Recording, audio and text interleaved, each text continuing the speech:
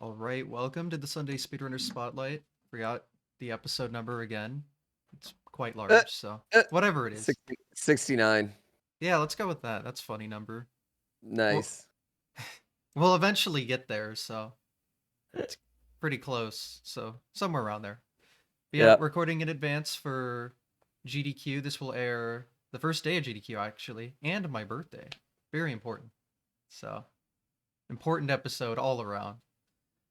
So to start an important episode, here's the GrandPooBear. Ah.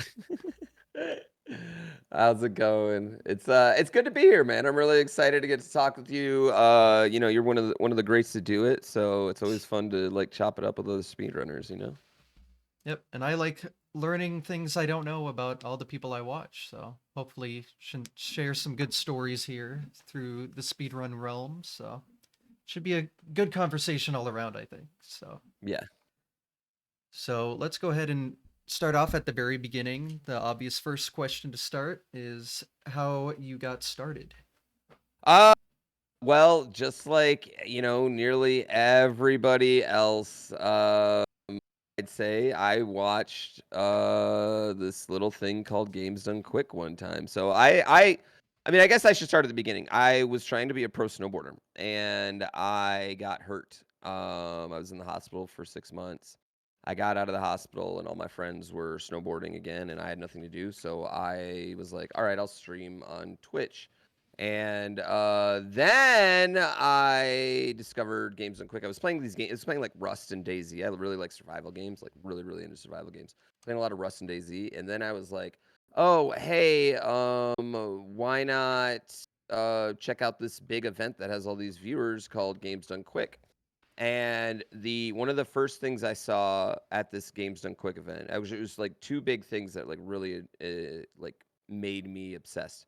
One was Sinister. Sinister One doing Mike Tyson's Punch Out blindfolded, and he got all the way to Tyson and then lost. And that Mm-hmm. was just like such a mind blowing thing to me that anyone could play that game blindfolded, let alone just not getting knocked down, but anyone could play that game blindfolded. And then the Super Metroid race that happened that year, and both of those things just absolutely blew my mind, and I thought they were so cool. Two of my favorite games, and I just never seen them be played like that before. And so I thought to myself, I was like, well, if this sinister guy can play Mike Tyson's Punch Out blindfolded, certainly I can play my favorite game, Super Mario Brothers 3, a little bit faster. Like I could be not last on this leaderboard, you know what I mean? So that was my goal. I just wanted to speed run the game and be not last in Super Mario Brothers 300%. And like everyone's first run, you do it and then you think to yourself like, "Huh, I can go way faster." And there it is. And that's what it is. And then boom, you're a speedrunner. Like that's how it happens. So, Yep. If you yeah. complete the first run and are like, well, I want to do more, well, this is your life now. Have fun. Yeah. Yeah. That feeling's never gonna go away. Yeah, that's it. It is, and it is very much like that. And as much as like, I definitely take breaks, but I always come back to speedrunning. Hmm.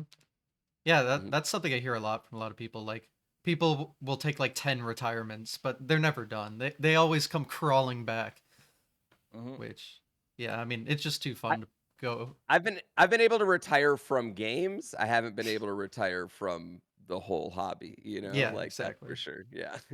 Yeah, I mean, that's what's so cool about it. I mean, any game is just a new experience, so Mm. you have just like infinite possibilities. You can never truly get sick of it, I don't think. Yeah, and I also like I am someone that very much appreciates like how cool certain runs look. You know what I mean? I like how they visually please my eyes, you know what I mean? So I like learning even just little tricks in games here and there just because I'm like, that's a cool trick. If I ever pop that up one day, I'd like to know how to do that trick. Yeah. Mhm. Nice little Yeah. party gag there. It's just like, oh, you have an NES? Here's some random thing I know how to do. Hmm. Yeah, I know how to do random tricks in games I never plan to run just because it's easy and funny looking. I mean, Hmm. yeah, even as a kid, like I would do like glitch hunting stuff just for fun. So Yeah. I guess it mostly stems from that, and a lot of people probably feel similarly. So, Hmm. but yeah. So started with Mario 3. Did you say 100% was the first category? Yeah, I started Mario 300%. That was the first category I ran. And it's funny because I started 100% because there's this trick in any percent that I thought looked too hard to do, and that's why I started with 100% because you didn't have to do that trick in World One, which is the like where you in the castle where you or the first fort where you um, hit the leaf and then jump up and like fly before without Mm-hmm. losing your P speed. I Yeah. don't know why, but, like, in my mind, that trick was gonna be so hard, and I was just never gonna be able to do that trick, so I started with 100% because you didn't do that trick, which is really funny because it is absolutely not that difficult of a move at all, and obviously something I went on to learn and did just fine. So, but that Mm-hmm. is a funny thing, yeah. It's funny to because there's a pretty easy way to set up for it. You can just hit the dry bones out of the way and run, jump up. Yeah, It's funny like maybe not realizing that and being like, well, let me learn the entire game instead in this one yeah. thing. Yep, I know, that was me, so, But I mean, yeah, 100% is cooler category, so I understand from that point. yeah. So yeah, uh, all started from S&B 300%. That's a fun category to watch for sure. Definitely hard, but I like the lesser amount of RNG featured in there, even though there's still plenty of it. But it's a Yeah, there's good still plenty balance. of it. Yeah, and that is something that I think actually helped me with frustrations in my speedrunning career is that I started with such a heavy RNG run that I was so used to disappointment so many times, you know what I mean? Like where I played really great but still like lost, still lost my PB. I think Hmm. that actually really like set me up for to have a successful speedrunning career because like speedrunning is legitimately you just fail all the time. That's really what it is. Just fail, fail, fail, fail, fail. Yeah. Yeah, So I feel that all yeah, right. yeah. I've never thought about it that way. I'm someone who like hates RNG because I don't like losing runs to things that aren't my fault. But also I hate losing runs to things that are my fault, so it's just a lose-lose for me. Hmm. It's funny. Yeah. Maybe I gotta try it more, the RNG side of things. Maybe it'd be an interesting new perspective. I don't know. I've never played It kind of SMP3 at a high enough level. Well, except for No Wrong Warp. I'm probably top 20, but yeah, it just kind of makes I don't know, it just makes everything kind of work. Yeah, it just like I don't know, it just makes it one thing I like about the RNG runs or like having RNG in a run is it's not just did you play well, it's also like did like you have to play well at a certain time. You know what I mean? mhm. It's like you can play well on Tuesday but not win, and then you know what I mean. You have to like go with the game, if that makes sense. Yeah. Yeah, yeah. So I don't Yeah, know. with those games every day is going to be different.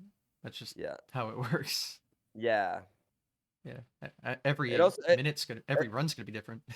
I think it also does a really good job of, like, teaching you, like, or, like, maybe, like, putting into perspective, like, some days I can play really well, but I don't get the results I want, you know what I mean? There's some days where, like, I'm like, "Man, I'm playing well, but it's just not happening for whatever reason," the mistakes I am making because it's very hard to play perfect ever, so the mistakes I am making are happening, you know, in this situation, so, yeah, I like it a lot. Yeah. I don't hate RNG the way other people do. Yeah, Yeah. I mean, it makes sense. I understand both perspectives. It's just hard yeah. to grasp the other in a personal way, I guess. Mhm. But it definitely makes sense. But yeah, Mario 3, fantastic speed run. I assume you did the other categories pretty quickly after 100%. Yeah, after 100%, yeah, I mean, you just naturally like kind of gravitate towards other categories. Like once you get a time where you kind of feel good, then you're like, oh, I know all this. I might as well do these other categories. It's very little learning after that. So yeah, naturally that happens. All of them except like the ace category. I don't really like Hmm. the ace category thing. That's just not fun for me. Yeah, that's just So precision setting up something. It's a little It's just different. not fun for me. Yeah, Yeah. I don't think I've ever really been into any ace category. Like, I definitely am like, I want a speed run that's around 30 to 50 minutes is my ideal time. Like, those are definitely 30 minutes to an hour are the ideal times for a speed run, in my humble opinion. Yeah. You guys grinding out those 454s and 455s and everything. That's a world, man. That world's rough. It's a painful world, but someone's got to do it. So, Yeah, yeah. yeah.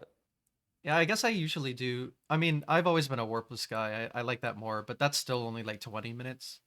So I guess Hmm. that's like my ideal time.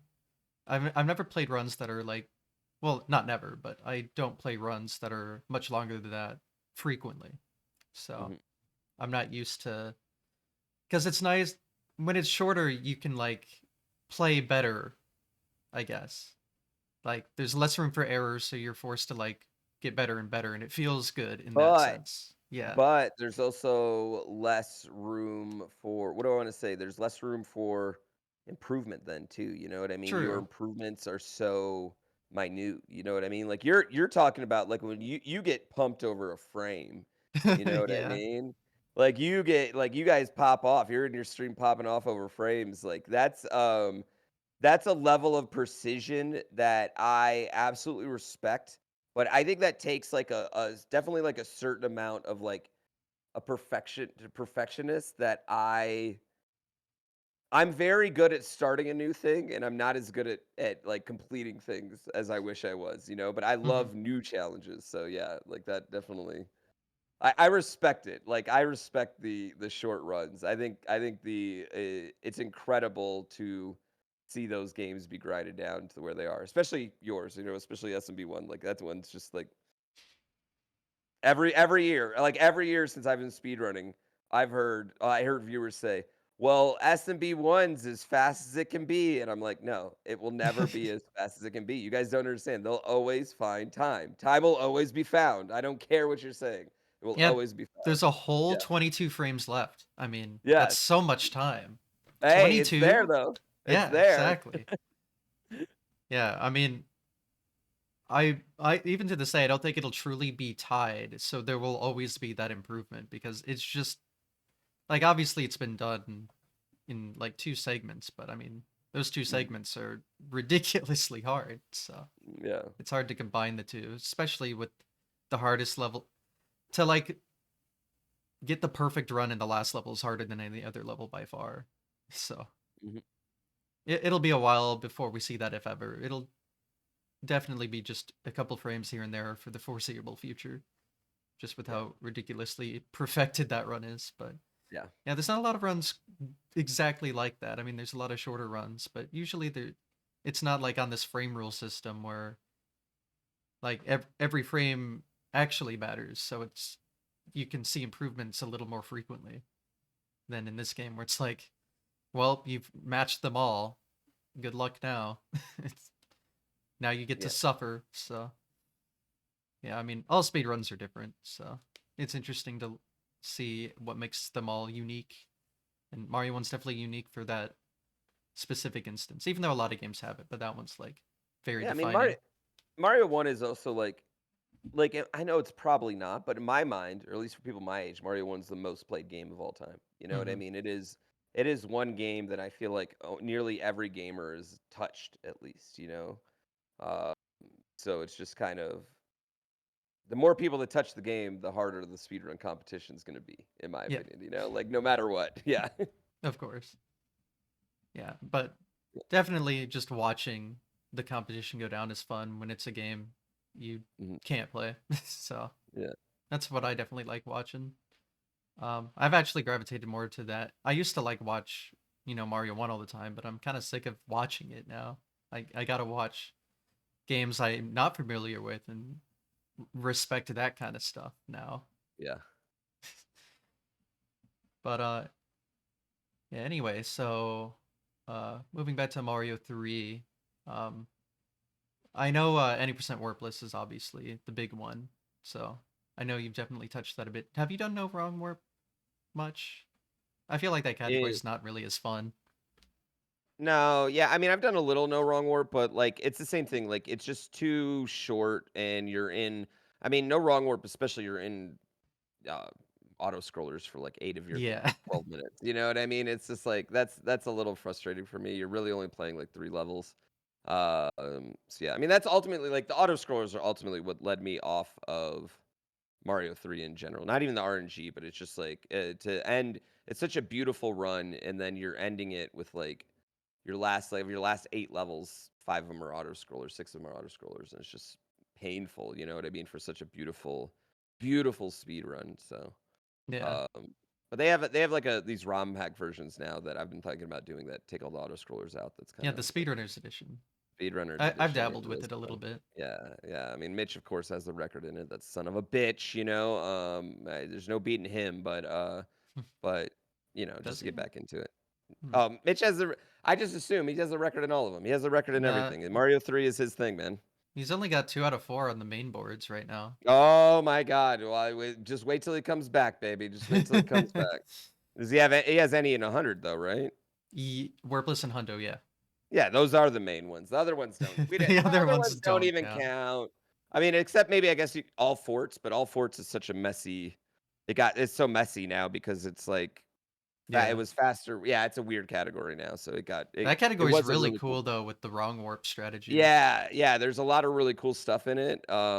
Like they were playing the Japanese version for a little bit, so it got really cool. But yeah, that one was a really fun one. Me and Mitch actually raced that twice at GDQ, and then after that, Mitch made it like just an incredibly wonky, fun category to watch, but not as fun to run anymore. So Yeah. Mitch is the goat, though.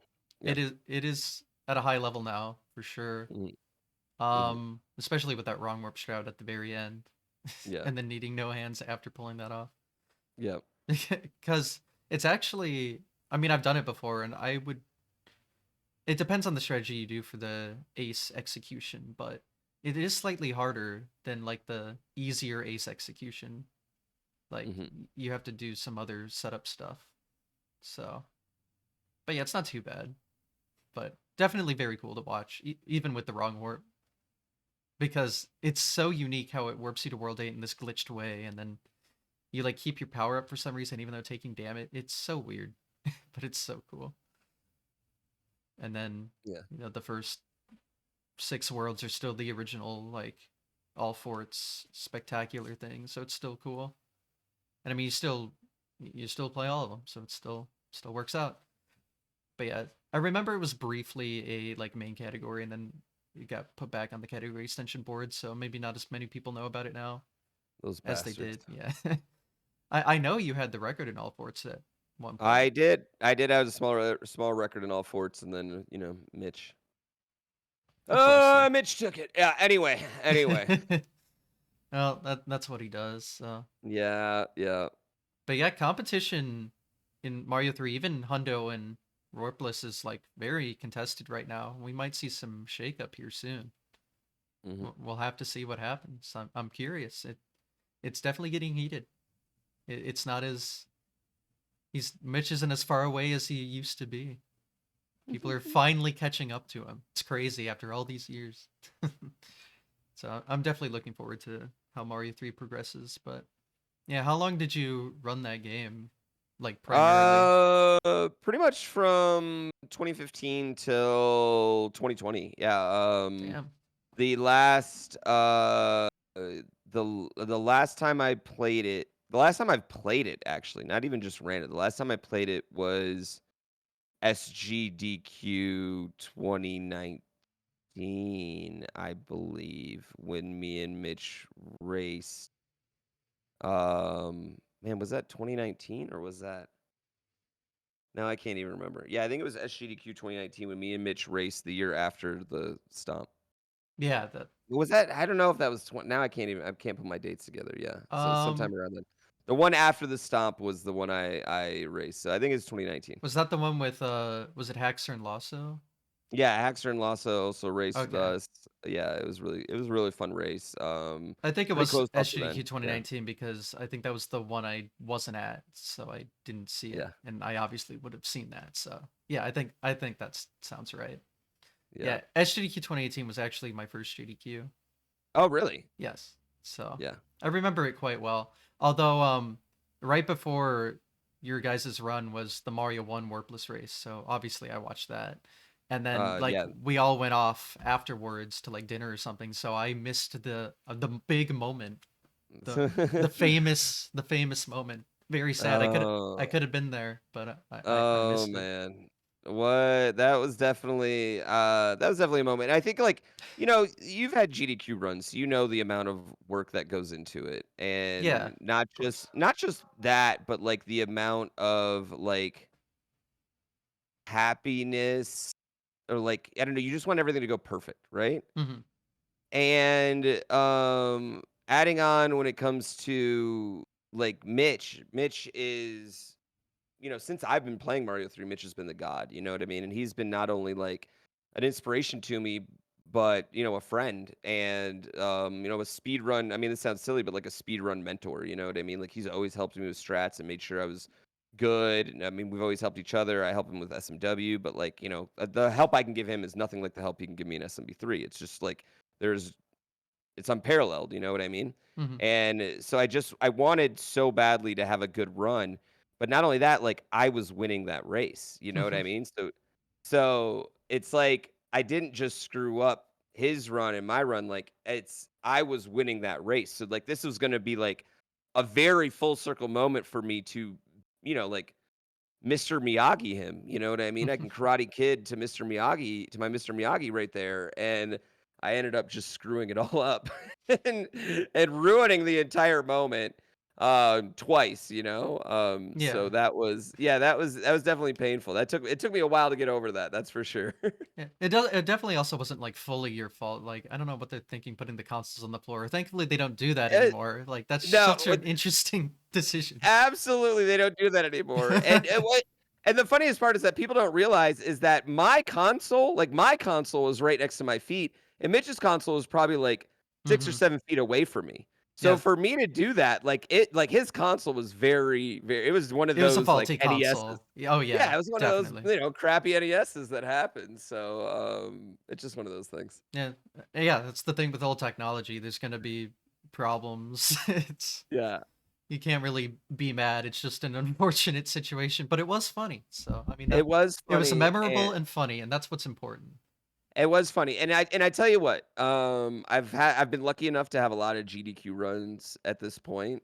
That's the one everyone remembers, and so I think, and not just that, like I think that's probably one of the, like if they had like top 10 GDQ moments ever, I'm relatively certain that might get in there. You know what I mean? And I so see it. Yeah.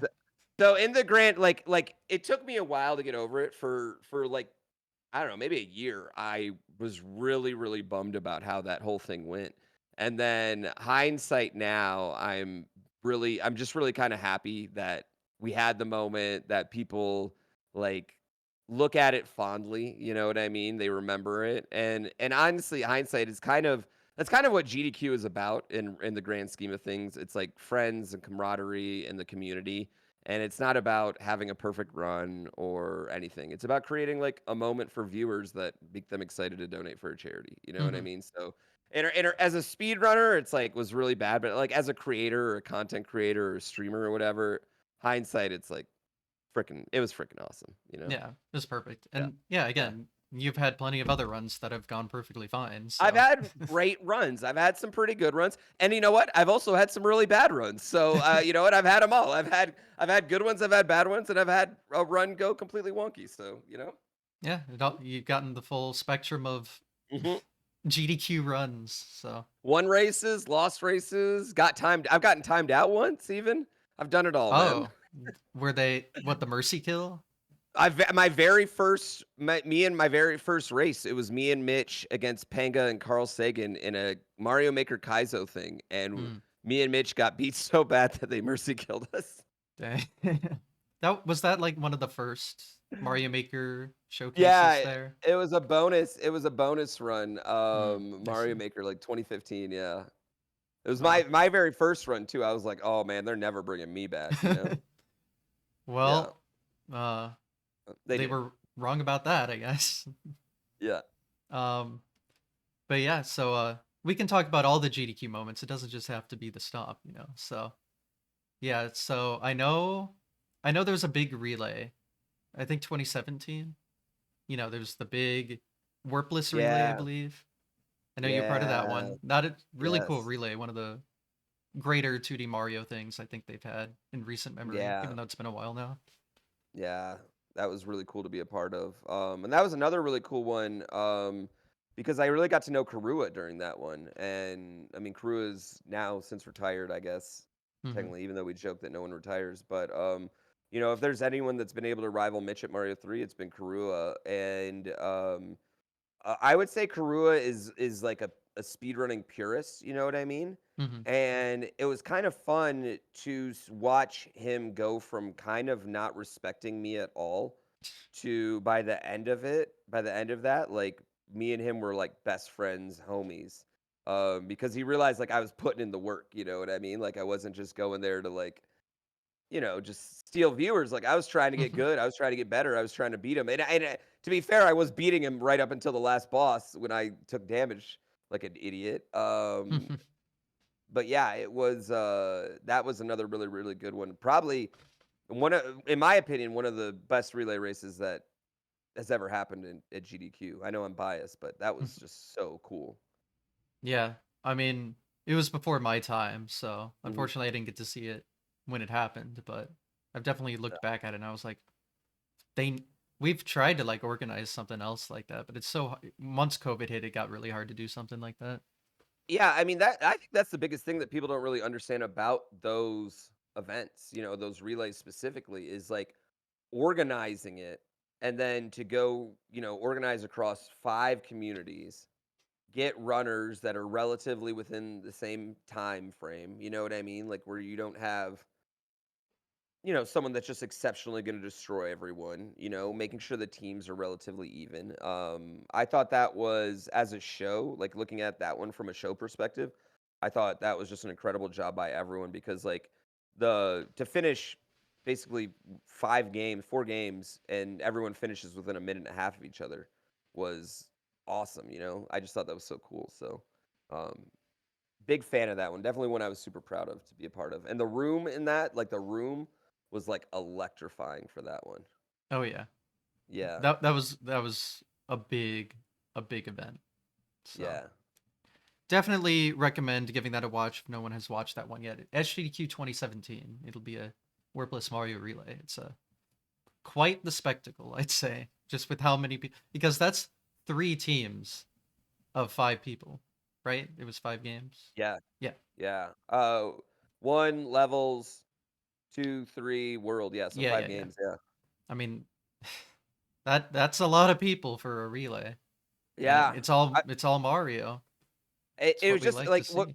what was so fun about it too was just like us like the pre-interviews with staff and just figuring out how the hell we were gonna fit everyone on there. Yep. And everything, you know what I mean? It was just like, yeah, it was really cool. Yeah, I'll see pictures and like just all of these chairs pulled up and the couch using like the backup couch too, and just spread out all over the place. Mhm.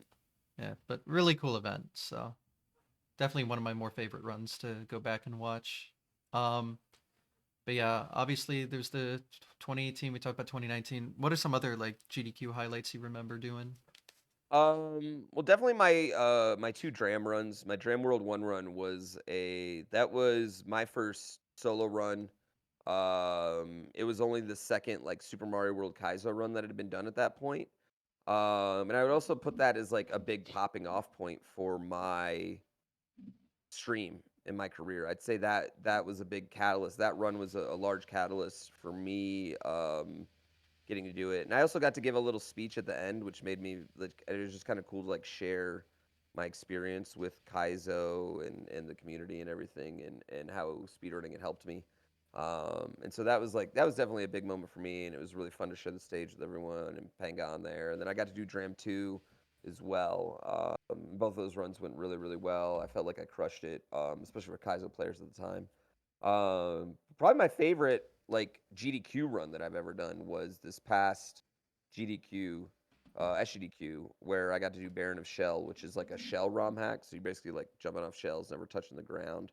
And I absolutely slayed that run. Like I crushed that run so hard. There are so many incredibly difficult tricks. A lot of them are like, you have to watch like if you play Mario, you know how difficult those tricks are. There are a lot of that in there, but it is definitely like 100%, um, 100% the hardest Mario game that I think's been at GDQ, and I felt like I fucking crushed it. So that was Yeah, definitely my favorite one.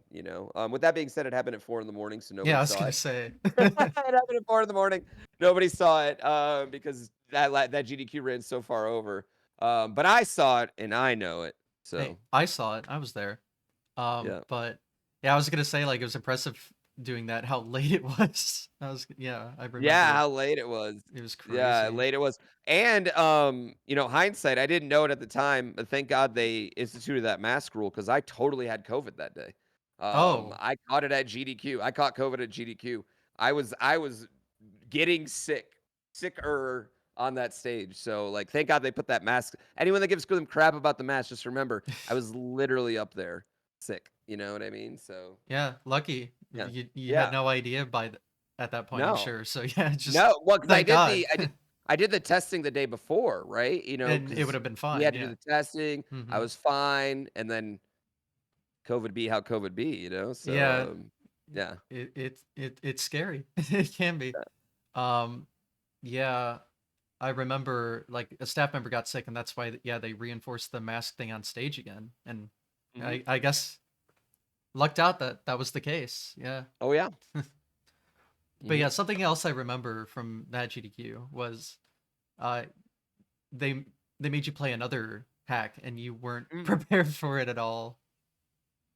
Yeah, so I'm stupid, and I didn't realize that my bonus game got accepted. So, I just focused all my training on not my bonus game, Hmm. and, the bonus game I did was Fly Me to the Stars, another incredibly difficult ROM hack. And so I'm sitting in my hotel room, just kind of like, hyping myself up, getting ready for the run, relaxing.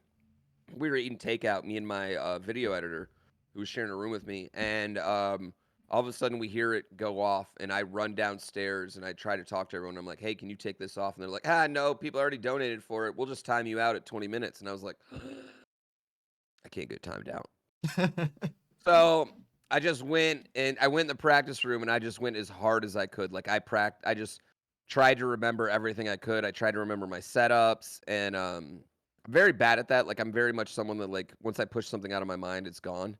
And so it just took me a while. And then I mean, I was doing so bad in practice. And then I ended up putting up a completely acceptable mediocre run. Not anywhere near my best run by any means, but it's a short enough game that I put in a completely acceptable run. And also that game looks so impressive the whole time that I don't think anyone really cared that it was bad. And also it was 5 in the morning. Everyone was just like, let's just end this. Let's be done. So yeah, it worked out good, I think. But it was fun. It was another challenge, another challenge that happens at GDQ. Yeah. Yeah. I mean, I mean, Mhm. you made sure to let people know you weren't ready, but and it still was like, I mean, to a casual like me, I thought it was pretty good. So Oh, I thought it was good. I thought it ended up being pretty good. Yeah. yeah. So I mean, my run, which was that day, although like not at a terrible hour, like went better than I could have ever dreamed of, and I was like horribly hungover from the night before. So sometimes you don't want to be fully prepared for your best moments, I guess. Yeah. But yeah, that was a really good GDQ Yeah. overall. So definitely a fun one. But you're talking about doing the Dram World, right? Those Kaiser hacks. Yeah. When did your first solo run? Do you remember what event that was? It had to be 2016, I think. 2016? Something like that. Yeah. AGDQ 2016, I want to say. Yeah. So right when they started getting like really big. Yeah, and that's I think that's part of like a lot of the luck I've had as far as like making this a career Hmm. is that I lucked into like I was a Mario 3 speedrunner and Mario Maker happens, right? I lucked into the fact that one of my viewers gave me one of Panga's levels. You know what I mean? I had never heard of him. I didn't know who it was. So he gave me one of his levels and then I became obsessed with him, right? You know what I mean? I lucked into that. I lucked into the fact that I got my biggest GDQ runs coincided with the biggest time of games done quick. I was there for some of the biggest moments. Not even just some of the biggest moments. My run would fall on the biggest days. My runs were falling on the Sundays, and the prime times, those times. So I got very very lucky in all those aspects of it. So much of my I owe so much of the luck that I've been given to just pure timing, you know? Yeah. Yeah, timing is a lot for Mhm. sure, especially in the online space. It's Yeah. really hard to get the right timing down. So, and Yeah. yeah, not in your control usually. But yeah, I mean, being in GDQ for so many years, I mean, it's got to help a lot. So, get to show Yeah, off some cool definitely. stuff. I Definitely. mean, It's always fun. It's always fun to show off the cool, show off what you're doing. I mean, I think it's like, no matter what, I still think GDQ is speedrunning Super Bowl. oh yeah. Even if I feel like, that it's drastically, it's drastically different the way like fans are taking it in now than they used to, but I still feel like to the runners, it's still the Super Bowl. Like I still look at it as like, I still look at GDQ, like, if you haven't done a GDQ run as a speedrunner, like, I feel like there's something missing on your resume. Like, I really think, like, I think live runs are important to your speedrunning resume. If you care about that. Hmm. No reason to really care about that, but if you do, I think live runs are very, very important thing to have on your resume, you know? Yeah, and I mean, there's tons of events you can choose to do for that. Exactly. It's hard. Yeah. It's hard to get into GDQ for sure, but It is. It is very hard to get into GDQ. But I mean, the best way to do it, I think, is like doing those other events. You know what I mean? hmm Because you know what, to me, in my opinion, one thing I've always done, for my GDQ submissions, actually, is most of my GDQ submissions have been me running that game at a different event. mm. So I take my submission, like I'll run it at a Californiathon. I don't think that exists anymore, or a smaller event. Lately now I use speedrun sessions because that's my event clearly. But I take a live run of me, and then that's my submission to GDQ. So like they're not just getting how cool the run is; they're literally seeing like this is what it's going to look like. This is how entertaining it's going to be, and I think that actually has helped my um submission process. Yeah, I Yeah. think yeah, that's the best way to submit Yeah. something is to like have a live showcase of it. So it's like this is like if you just submit your PB, it's like yeah, this is what Mhm. happens best case scenario, but here's Yeah. what happens if you're given one shot. Yeah, and they're gonna check the leaderboards. They'll know what your PB is. So if you Hmm. submit a time that wasn't your PB, like they know that. Like, you know what I mean? You don't have to worry about that. They're still gonna check the leaderboards. Your time is still gonna matter more than anything, but I Hmm. think that's a good way to do, especially when you're getting into like more obscure stuff that I do, the Kaizo hacks and stuff, you know. Yeah, and you definitely don't have to be like the world record holder either. As long as you can prove that you're skillful, like it'll be Mhm. fine as well. Yeah. But I mean, it's still a hard process, of course. Yeah. But yeah, what other events speedrunning adjacent have you done? You said Calithon. Yeah, I've done Calithon. I've done Power Up for Pride. I've done, I mean, countless little Mario things. I have my own events called Mario Masters Coliseum. Well, it was called Mario Masters Coliseum. Took a 3-year break for COVID, and now it's called Kaizo Coliseum, which is kind of like uh, more like a big sleepover, more of a gamer sleepover than a sort of marathon thing. I mean, we do have speed runs, but we don't take them seriously at all. And that's definitely like about just putting a bunch of great gamers in one area and seeing what silly stuff they can get into. That one's really, really fun. I'm a big fan of Kaizo Coliseum. Just raised $132,000 over 3 days.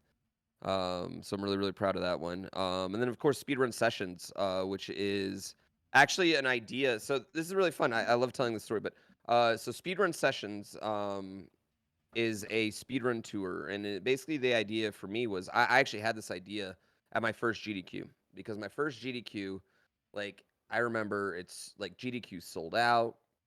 You know, you have to travel for it. It's a week long. It's just really, really hard to go to GDQ for an average viewer. So I thought was like, why don't we bring mini GDQs to people all over the country? So I had this idea in 2016, and then once I got signed with Red Bull in 2019, I pitched them this idea. I was like, "This is what I want to do. I want to have a tour where we go to barcades all over the place. We play 3 or 4 speedrun games, serve drinks, and have a great time." And so that out of that, Speedrun Sessions was born, and it's been uh, amazing. It's been amazing for me to get to meet new speedrunners and see their games. Get to hang out with my friends. It's been amazing to me to get to, because I travel all over. I get to go to fans and meet and greet them and hang out with them. And beyond that, I think it's become kind of like fun, the most fun speedrun event because it has no basis. It doesn't have to raise money. It doesn't have to make money. It's supplied by my, Red Bull overlords, Red Bull monetary overlords. And because of that, we get to do really cool things. Like you've been to one. I've been to We 2. gave away.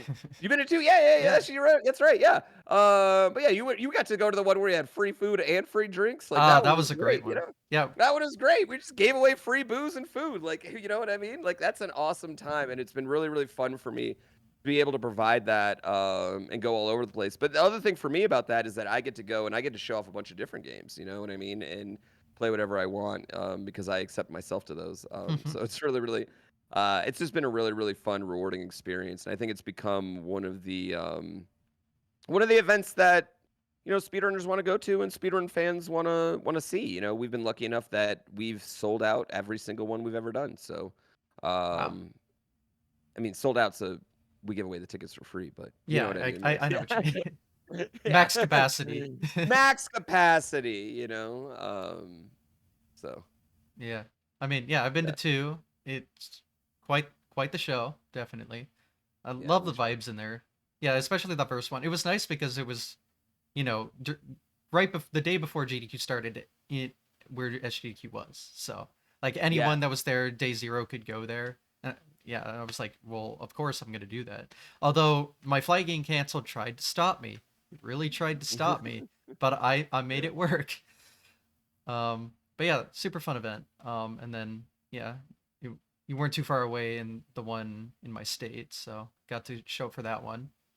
Yeah. Which that look the area there was really cool. Like the Yeah. venue, that's what I'm looking Yeah. for. Very cool venue, and Yeah. yeah, definitely a fun event. And then yeah, so you had the Kaizo Coliseum, and then Spike has like the Speedrun Coliseum, right? Are they like Yeah. kind of part of the same thing? Yeah, so the Coliseum idea actually started long time ago. But this guy named Campy from Direct Relief came up to me at a anime convention that I did a speedrun at. And so I did a speedrun at this anime convention. He comes up and he's like, "Hey, man, I work for Direct Relief. We're a charity. Would you want to do an all Mario person event?" And I was like, "Yeah, bro." Not thinking anything of it. People come up to you all the time, pitch ideas. I was like, "Yeah, bro. Like, sure, let's do it. Here's my email. Hit me up on Monday." And sure enough, he did. And we started talking. We started kicking around ideas, and we both kind of had an idea of having a very casual like sleepover type event. And through that, he had some people on his list that he wanted to invite. I had some people in my mind that I wanted to invite. um we just got them all together, and it just like magic happened from it. And then it just grew and grew. Then the pandemic happened, of course, and I thought that was going to be it. I was kind of like, me personally, I was just a little busy. I'm a dad now.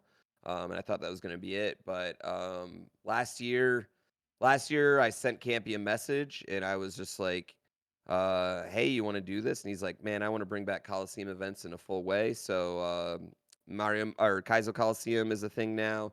Speedrun Coliseum is a thing now. Also benefits Direct Relief. I think there's one more in the works. No, there's Runaway Guys Coliseum, which is Proton John's group. They do a lot of funny skits and stuff like that.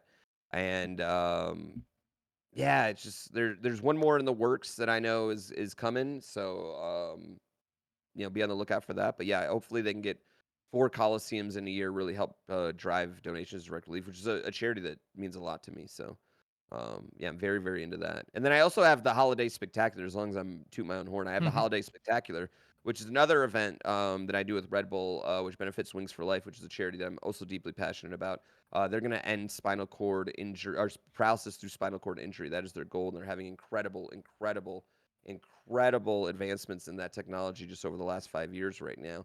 to the point where people that didn't even have ability to move their hands now are having the ability to wipe their own ass, be able to feed themselves, pick up their babies, play video games, things like that. It's been really, really amazing, the things that I've seen happen. So holiday special benefits that, and that's a lot of music. It's kind of like my idea of like an SNL show, but for gaming. That's how I always pictured it. Music, skits, funny skits with Santa and the Elf, games, lots of friends, lots of games together with people, and yeah, that's kind of what the basis around that show as well. And that raised another 66,000. So those two are my babies for sure. Hmm. Those three, the speedrun sessions, Kaiser Coliseum, and the Holiday Spectacular are my babies. I Yeah. love them. Yeah, Yeah, I mean, I work hard on those. oh yeah, Yeah, everything's really fun to watch. I love that yeah, speedrunning events are always like really fun to watch. I mean, I'm biased as hell, but and yeah. then there's always some sort of for a greater cause kind of thing. Well, not always, but like usually there's like for the greater cause kind of thing. And I mean, it's just a win-win. It's Mhm. perfect. I love Yeah. that. But yeah, I think it was one of those holiday specials. It was back when Fall Guys was popular, and I remember I was playing with that group, and that Oliver Uh, came in and gave us all that costume to confuse everyone. Yeah, Just a yeah, that memory I was have. awesome. Yeah, that was oh, and then you and Cosmic played in Fall Mania as well, which That was yes, lit. that's true. Yeah, Fall Mania, that was a cool event that we did. I mean, man, I would that event would still be going if frickin' Fall Guys didn't fall off completely. I'd still be doing that event.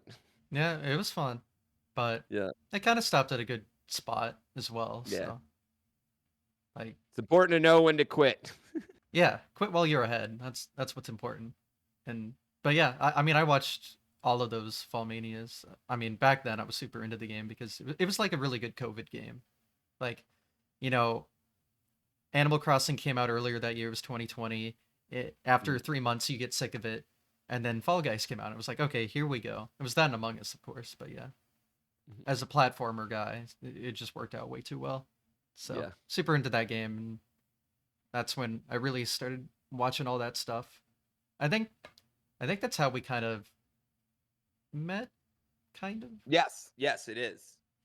I That I was the first that was definitely the first time we interacted, I think, Yeah. was Fall Guys, yeah, for sure. I mean, and to be honest with you, that was the first time I really started to expand outside of my, like, um a bigger group of people, I think. I think Fall Guys brought a lot of speedrunners from different games together, weirdly, Hmm. you know what I mean? Yeah, that's, like, how I met Danger, who's become, like, a super homie. A lot of different people. Yeah, Fall Guys was really great for that. But Fall Guys is definitely one of those games. You know what Fall Guys was that I loved so much? It was the first time that a big game, like a game that like exploded on Twitch ever happened that was catered towards people that like to run and jump. Hmm. Like the rest of them are always pew pews or league type games. That was the first time that it was a run and jump game. One made for us. So. Yeah, it was the perfect speedrunners game, like platforming speedrunners game. Hmm. So yeah, I mean, I got a lot of friendships that stemmed from that era, Yeah. so it was fun. I just remember, yeah, when it was the tag teams ones. So you invited Cosmic, and he chose me because I played the hell out of that game back then. I just remember like receiving like 48 Red Bulls in the mail. Like, oh, I guess you get this with your Hey, introduction to the event. you know what? You work with me, you're getting Red Bull. That's for That's sure. Like fair. that's one thing I can give unlimited amount of ways for. I mean, I get a lot of benefits of being a Red Bull athlete, but giving my friends Red Bull is probably the best one. Yeah. Well, I obviously couldn't drink all that, so I brought a case with it to a speed running uh beach house kind of thing. There's a little thing that goes on every year, and they made Jaeger bombs out of them. So a lot of Good. people got Good. to enjoy You know the what? Red Bull.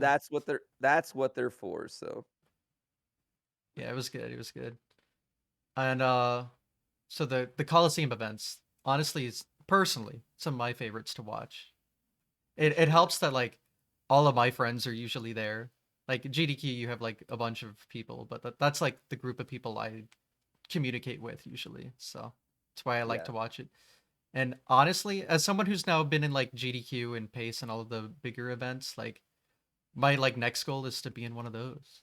That sounds like more fun to me. They I will admit, like, and I think one thing that we've really focused on in the Coliseum events is making sure that the people there are having a really good time, so that way they want to do well and come back. And that's like we get a pool, we make sure everyone's fed. We don't provide alcohol, but if you want to, you can drink. We make sure we have music every night. Just like a lot of things going on, you know what I mean? Like that you see kind of like off stream that really makes it a really, really fun time. So that way when you put in your 2, 3, 4 hours on stream for that day, you got a lot of energy, you're really hyped, you're very excited to be there, and really doing it. And I think the other thing is just like putting all these personalities in one very small area really makes for some incredible content, you know? Um, and then putting all these incredible gamers, like you put, you have like the best Dark Souls gamer around and the best Mario gamer around, and then they two are trying each other's games, and that's really fun. It's really, really fun for everyone. And it's also really fun when you realize, like, oh man, I can learn a lot really quickly being around this guy, so fast. Like I learned a lot, yeah. Um, so it's just awesome. Yeah, I mean, again, whenever those events come around, I just leave it on my TV the entire duration because Yeah, I don't know. I really like the vibes of that kind of smaller, tight knit event kind of thing. Like yeah. obviously if GDQ's on, well, if GDQ's on, I'm gonna be there probably. But like if when it was online, I'd have it on the TV, but who knows? It might just be background noise. But there, I'm like invested because it's Yeah. like here's all these people I know doing just having fun, and then of course I get lonely because I'm not there. But it's fine. Everyone does that. Um, but yeah, I really personally enjoy watching that event. So thought Very I'd good. Appreciate pitch in my opinion, I guess. But so appreciate yeah, it. I, Those I one those ones mean a lot to us. Those ones mean a lot to us. And it's weird because there's a ton of planning in it, but there's also a ton of not planning. You know what oh I yeah. mean? Like it's because there's so much you just can't plan. It's such a very loose schedule that goes into those. So it's just really, really fun. Yeah. Yeah, there's a lot of just random nonsense that happens, and that's like the fun of it. Like, I like Mhm. there not being a set schedule Yeah. sometimes. Like, I recently learned that old GDQs used to have like a bonus stream after the event ended where anyone could just do whatever on the stream. I was like, Yeah, I miss what? that. That sounds awesome. What happened to that? Yeah. I miss that. Yeah. So I'm glad that smaller events are kind of picking that up now because, like, both have their pros and cons, but having different vibes like that, I think, give each Mhm. one like a reason to watch. So Yeah, I agree. at least for me. But yeah, super cool events, love to watch. Um, I was gonna go somewhere with this, but my brain likes to forget what I was gonna say, so I struggle with that thing. But anyway, I guess we can go back to like kind of your speedrun history in general. Do you know what you kind of did? I know you kind of pivoted to more like content creation kind of things, but in terms of speedrunning and other games you did like after SMB3 that were like important. Well, definitely like the Dram 1 and Dram 2 games. A lot of Kaizo ROM hacks, Yeah. which I'm very Kaizo ROM hacks is very, very interesting. In that Kaizo Super Mario World is one of the very few games on Twitch that more people watch than they play. Hmm. Which is just a interesting aspect to it. It's very, very good for that. But I because I love Kaizo Mario so much, I just gravitated more towards what Penga played. I think I've held, I don't know, like 20 different 25 different ROM hack records at different points. Now, granted, it's a lot easier to do that than hold the Mario 1 record because we have less people. There's so many games, right? We have less people doing it. Like it's kind of like I have so many games where my skill translates that I can just crack out a world record in. You know what I mean? Because each ROM hack is its own world record. It's got 3, 4 categories, each one of them. You know, Mhm. so that really helps. Really pad my stats and pad my numbers on that one. Uh, but I'm pretty proud of my Dram World records. I held them. Those were hotly contested. It is a very, very long leaderboard for a Kaizo Mario game, and I held those records both combined, all the categories for about 40 years, which is a long time to hold those.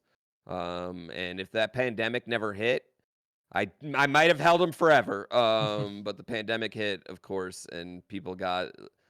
There was one guy named Super Ben who systematically took out every one of my world records that I had. Over the pandemic. So it was really good. It was really fun actually to kind of watch, like for me, watch that happen. But yeah, and then the Grand Pool World Series, Grand Pool World 1, 2, and 3, those have all been really, really important ROMX to me. Not just because they're named after me, of course I'm biased, but they're also just quite frankly really freaking well made Kaizo Mario games. And I actually just got the Grand Pool World 3 all exits record yesterday. Just yesterday There we go. afternoon. Yeah, so I was pretty stoked on that. There was a lot of people joking that I'm not 2018 GrandPooBear anymore. Like I can't game like I could in 2018. So I was happy to shut them all up. So It's no, good. It's good. it was really yeah, really fun. Yeah. But yeah, I mean that a lot of Kaizo Mario, Jaws for the NES was a Hmm, pretty important speed run for me for a while. really? Yeah, I really, it was kind of funny. I used to like every once in a while I would grind Jaws in the NES, and there were like 3 of us that would like, like every 6 months we do it for a week, and for a couple years that was the record. But then Jaws got in the Big 20. I Um see. And then after that, so then like it got in the Big 20, and then it went from like a game where you basically were just playing for like random crap, you know what I mean, to like a game with pure strats and copied task stuff and like oh yeah, it really ruined that run for me. So it was kind of funny because I went from challenging the world record to now I'm like 13th or 14th on there Hmm. because of the Big 20. Like over a month-long period, it just like you just watched a bunch of people pass you up because they were practicing for the Big 20. Um, so that one was really fun. I used to love Jaws. That's always like when I go to a smaller speedrun event, I always like say like I basically like hold the event hostage and I say, "Hey, if my chat donates $5,000, will you guys let me run Jaws right now?" And inevitably, it works out. They both are willing to donate the money, and my chat's willing to donate the money, and the event is willing to let me run. So Well, yeah, that's interesting. yeah, I've heard a little bit about that game. it Is sucks. it? Yeah. Wasn't isn't it It like kind sucks. of RNG involved? Yeah, it used to have it used to have a bit more RNG, but now there's like this like forced death Mm. like trick they do. But what ends up happening is that now you're just resetting. So you used to just like play the game, right? Like you used to play the game and finish the run no matter what, right? Because you really didn't know if you were gonna win till the end because like the shark. So the end of the game, the shark can go right or left or straight ahead, right? If the shark goes straight ahead, you win. If it Hmm, goes right or left, you're pretty screwed. I see. Yeah. So now they have like like, oh, you got to die on this pixel here, and then get this seashell here, and it's just frustrating. It's That's frustrating for me. Yeah, how NES it's games not go. it's not a good enough game to grind that. You know what I I mean? see. Like, Yeah. yeah, when you're grinding Mario 1, you're still playing a good fucking game, Like when you're grinding Jaws, like you're grinding Jaws. So, I see. yeah. Since it's a movie game, I assume it's an LJN, It is an LJN game and of course.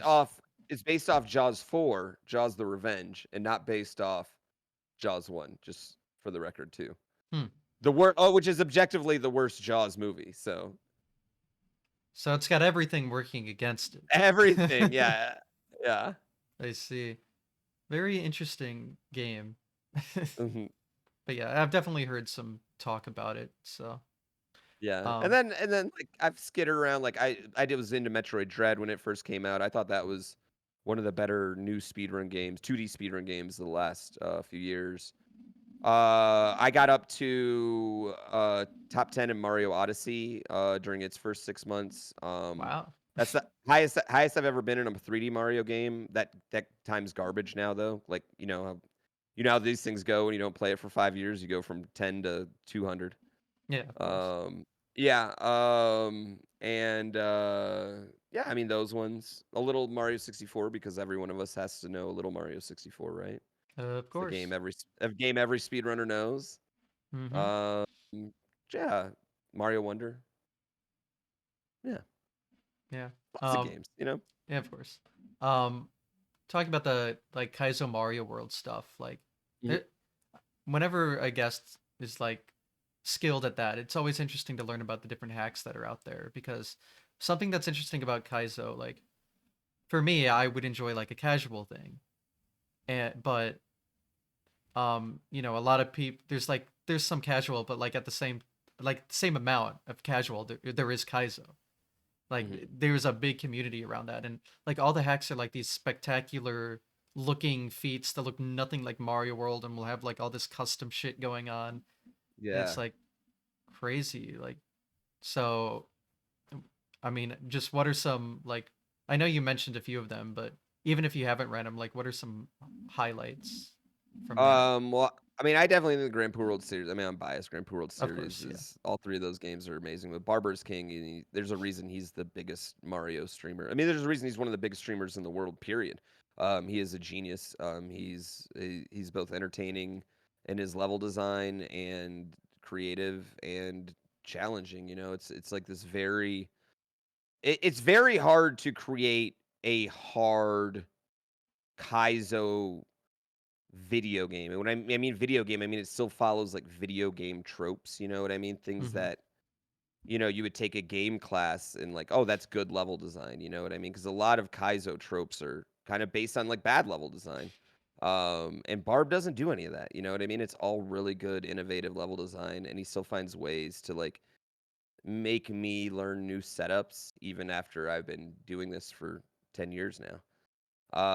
So those ones are really good. Invictus, I think, is an absolute classic. Super incredible. It was made by Juz Cook. I think that one's just top tier. Celeste.smc is one that I think everyone should play, even if you're not a Kaizo Mario guy.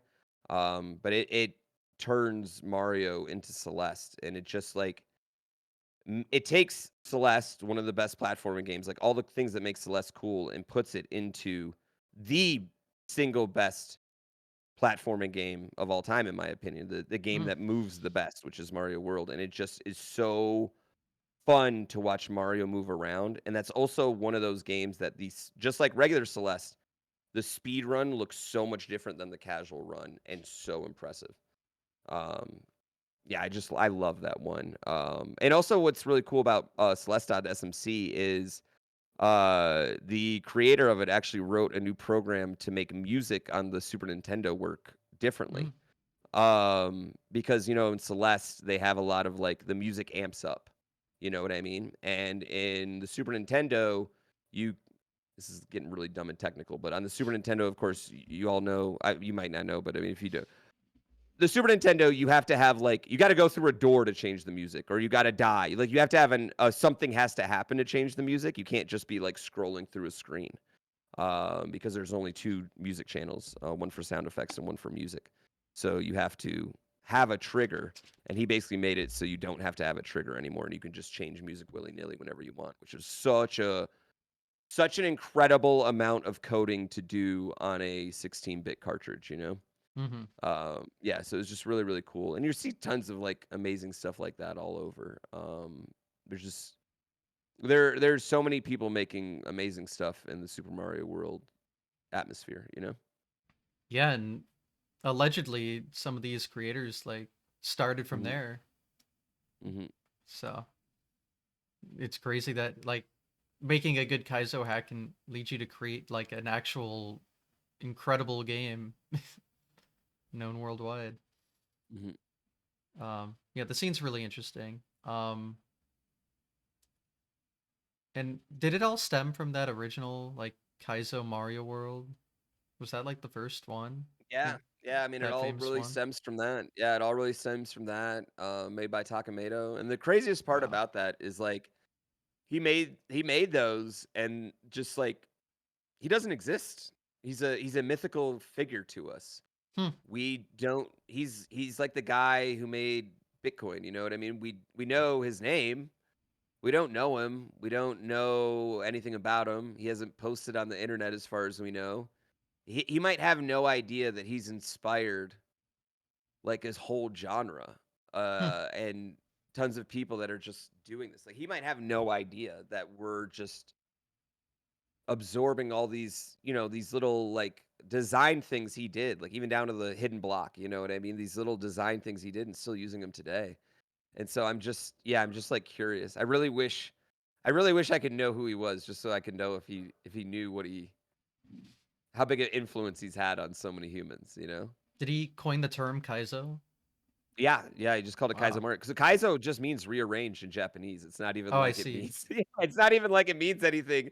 It's simply Oh, just okay. rearranged. Yeah, it just means rearranged. So He that's was what's even basically more just funny calling it about a it. ROM hack. I see.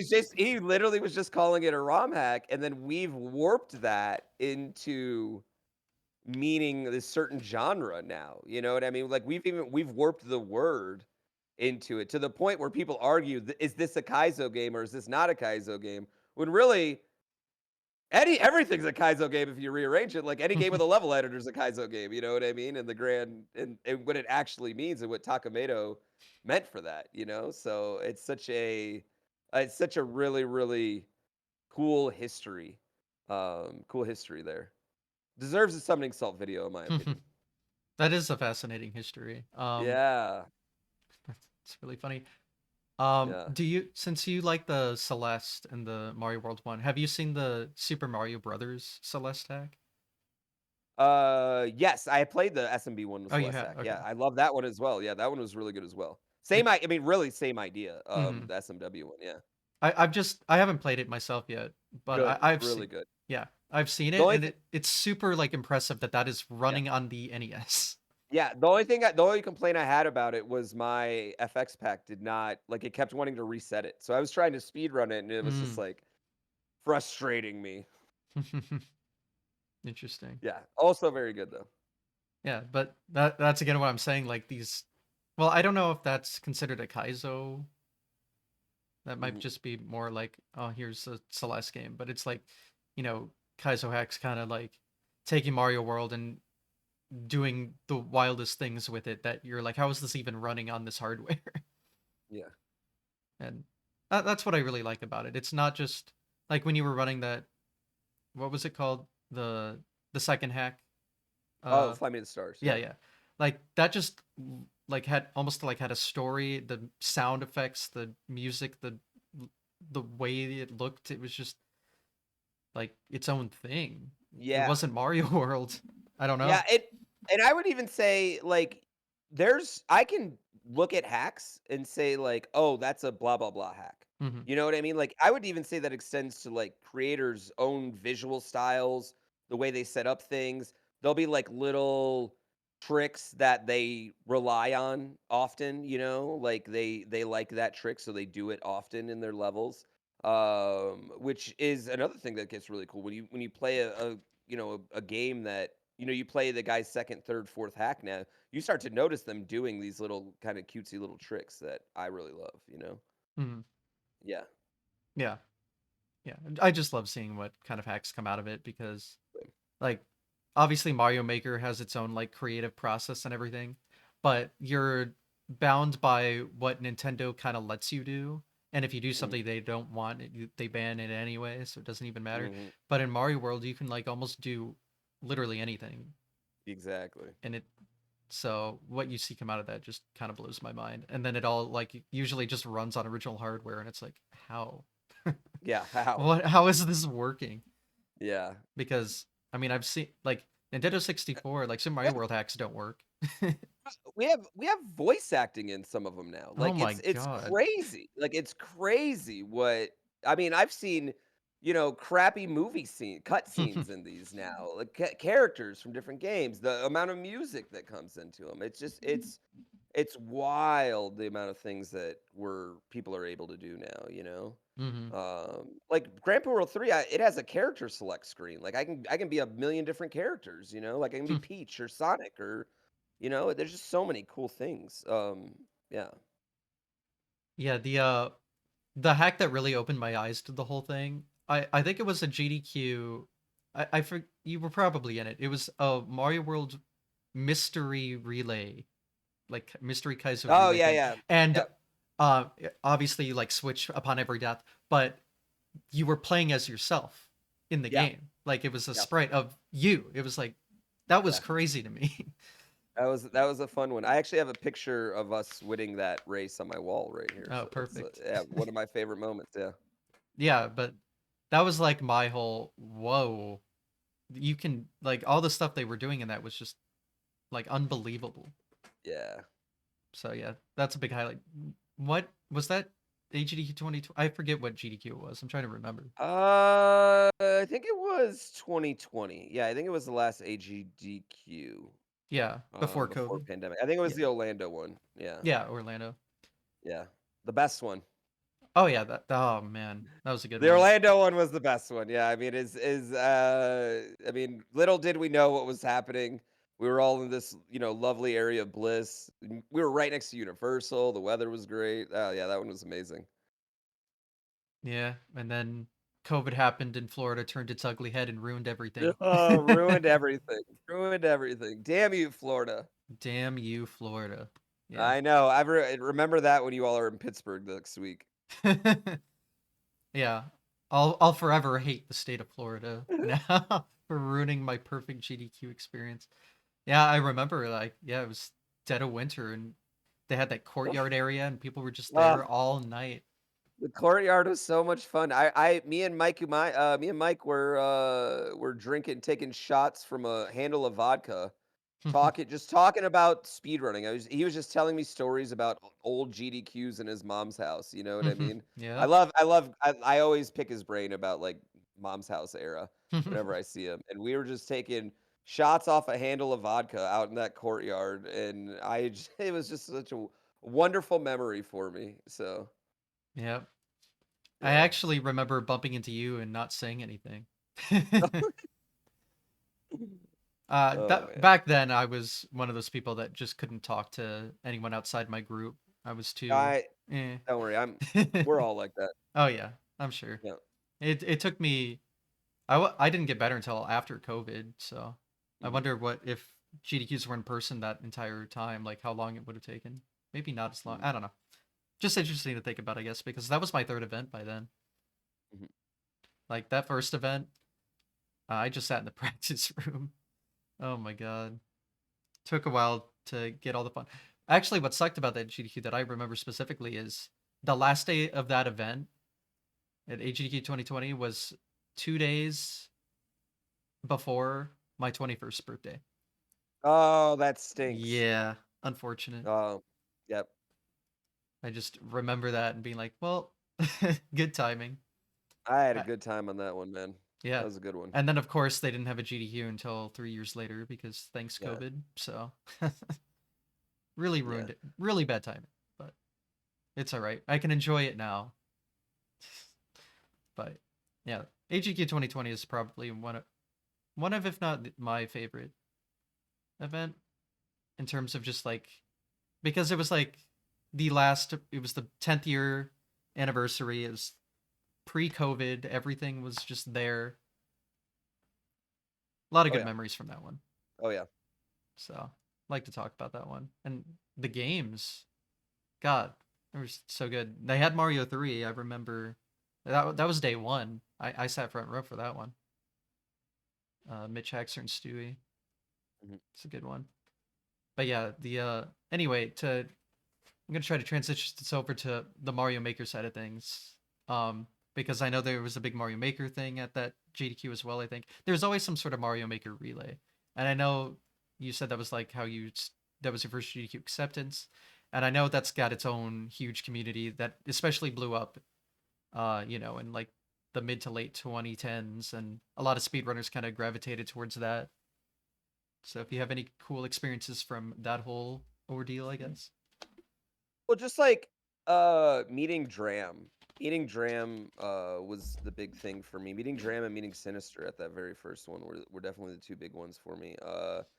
Dram was the first one to ever do a Kaizo run at a GDQ. Oh, really? And yeah, he's like, to me, Dram is a god, just a god gamer, an utter god gamer. So getting to meet him was really, really cool. Getting to meet Sinister, I got Sinister and Zallard to sign my Punch Out carts, Hell and yeah. it's really funny, yeah, because and at the time, I'm a nobody. Like at the Hmm. time, I have no name. I don't even think I'm a partner at this point. You know what I mean? My next year would be vastly different. So it was really funny because the next year I came back and met them again, and they had no idea. Remember meeting me, Hmm. and then I had him sign another cart. I had him sign another cart, so I have two carts. Signed by Sinister and Zallard, which I really love, and I really want to get Salt to sign those carts one day too now. Good luck with Um, that. you know what? We were in a movie together, so It's maybe, true. maybe one day, like maybe he'll let me if you watch this Summoning Salt, I would love to send you my carts, and you just put your SS on there and we could be good, your Summoning Salt signature. I would love that. That would be amazing. Yeah, no, I would really love that. So that one was definitely, those are the cool things. Um 2017 memory, Andrew G Yeah. juggling in my room for juggle four Nice. balls. Yeah. I remember that was really wild just to see Andrew. He's just like out of nowhere, just like, "Oh, you guys want to see some juggling?" And I was like, "Yes. Of Yes, course. Andrew G. I would like to see you juggle." Oh That was a man. really fun memory. Yeah, that was a really fun memory. And then like 2 minutes later, I think Cosmic was in the room for this too. We watched the Mario Odyssey trailer for the first time, and that was Oh just like yeah, that. Oh. being in a room with a bunch of Mario speedrunners watching the Mario Odyssey trailer. I remember when he jumped off his hat, the whole room exploded. The whole That's room awesome. exploded and freaked out. Like, oh, That's that was really, awesome. really cool. Yeah, that was a really, really cool moment. Those are some of my favorite moments from GDQ for sure. I mean, like GDQ, just meeting friends, like meeting people, and some of my best friends in the industry I met Yeah. from GDQ. So Yeah. My favorite part of yeah, GDQ is the community aspect, easily. I yeah, it mean, is. It's easy. It yeah, is. Yeah. it's You know, easiest I decision. I'm not going for a week to do my 30-minute run. You know what I No, of mean? course Like not. I'm No. not there for a week for that reason. Yeah. Yeah, I mean, if you get that much, you just go for the one day and then get the hell out of there. No, you Exactly. don't do that. Exactly. Yeah. Um, but yeah. Oh, yeah. Did you meet Darby in at an event? Yeah, me and Darby were on the same team in Oh that. yeah, you were. Yeah, we Yeah. were on the same team back then. And Darbian was another one because Darbian's one of those hard reads, you know what I mean? Because he's super Hmm. dry, I and love that. yeah, he's like maybe a bit like he's a robotic in how he speaks, but not robotic in his emotions or anything No, like yeah, anything. yeah. So it was Darbian was like a hard read, and I didn't really realize he liked me. But the thing about Darbian that y'all don't know about is that, and you wouldn't know this watching his streams, but Darbian is an incredible, incredible smack talker. Oh, I And know. when Yeah. yeah, so when Darbian is at GDQ, he For a basically is player, hit yeah, four I know. player Yeah. versus Mario. Four Mm-hmm. player versus Mario. There it is. And he's playing four player versus Mario in the practice room. And you can roll up and you can get a few games in there with Darbian, TMR, Mm-hmm. Lack. Like there's Mm-hmm. like some regulars in there. You can go in and get some games, but you got to know that you are opening yourself up to some of the meanest, most unexpected smack talk of your life by Darbian. Oh yeah. He will beat you and let you know about it, and then tell you what he's gonna do. It was such a because like watching his streams, you think he's just kind of like you just think he's like this nice kind of like low key kind of I don't want to say robotic, but like very like emotionless type guy.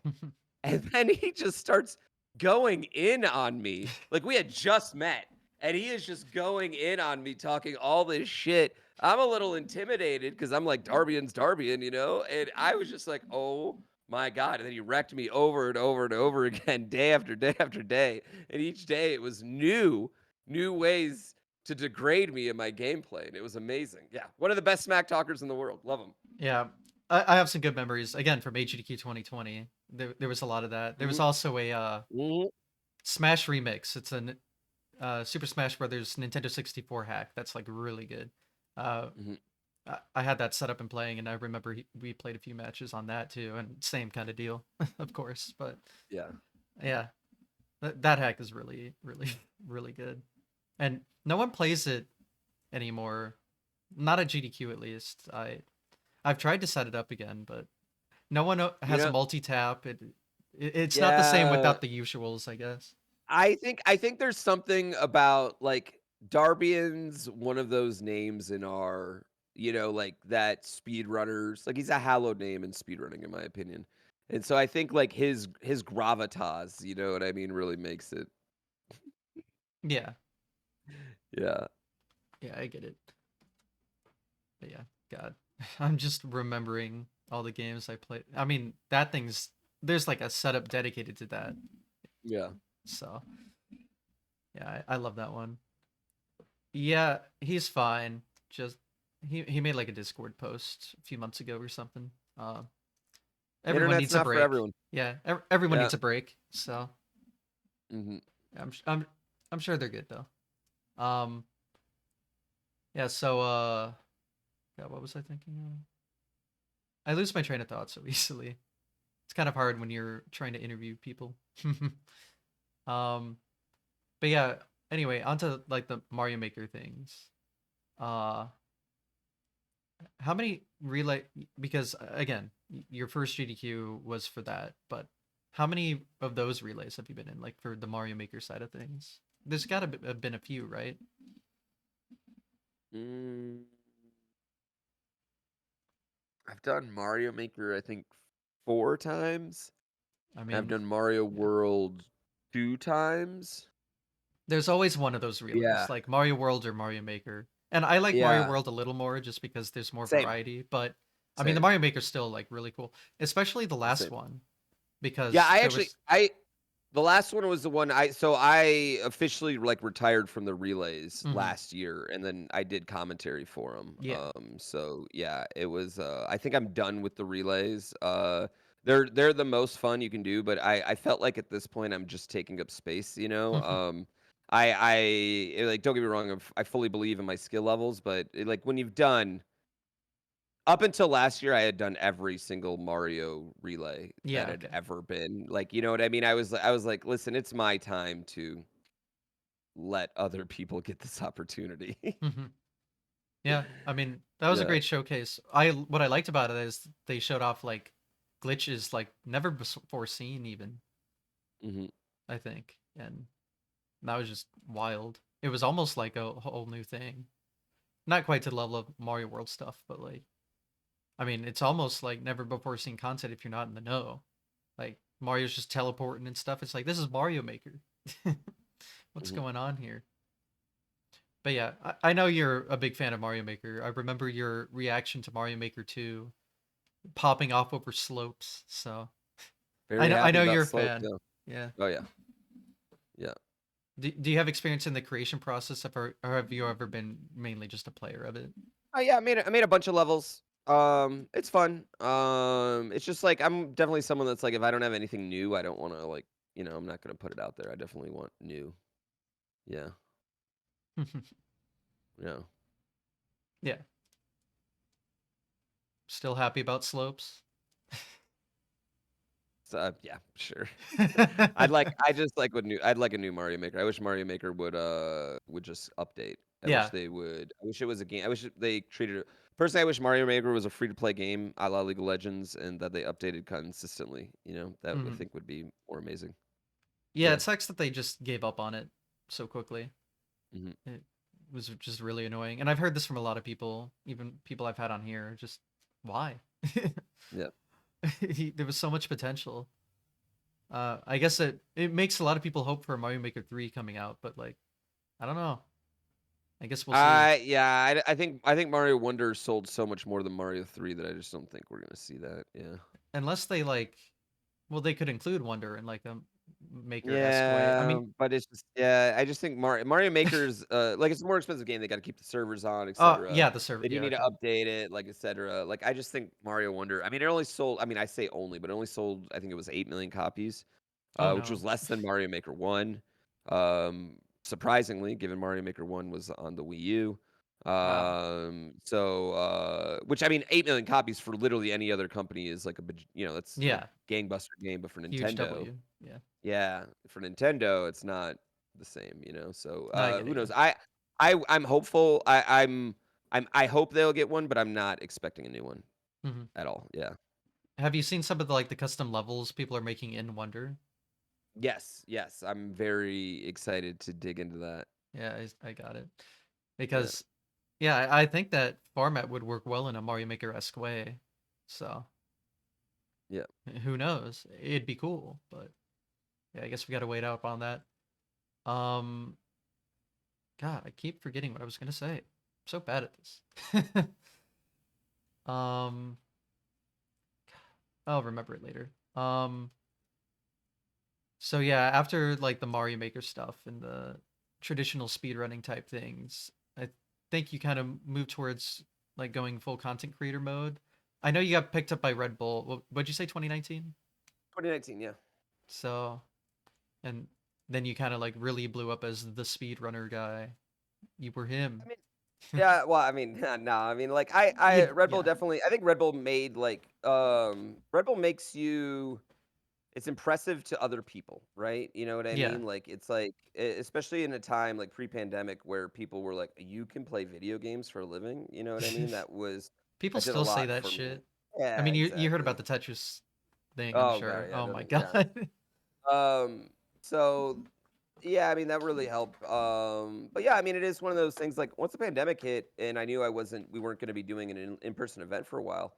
I was definitely like, well, I want to explore other parts of gaming and everything.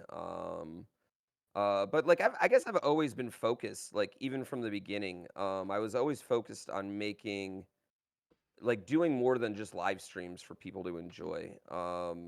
Because I always felt like live streams were like l- limited to who's awake when I'm awake, right? You know what I mean? So I Yeah. always felt like that was just like limited. So like I've been doing YouTube since 2015. Like I've been doing it all everything I could since I started. And some things have been really good and some things have been really bad and some things just been average, you know what I mean?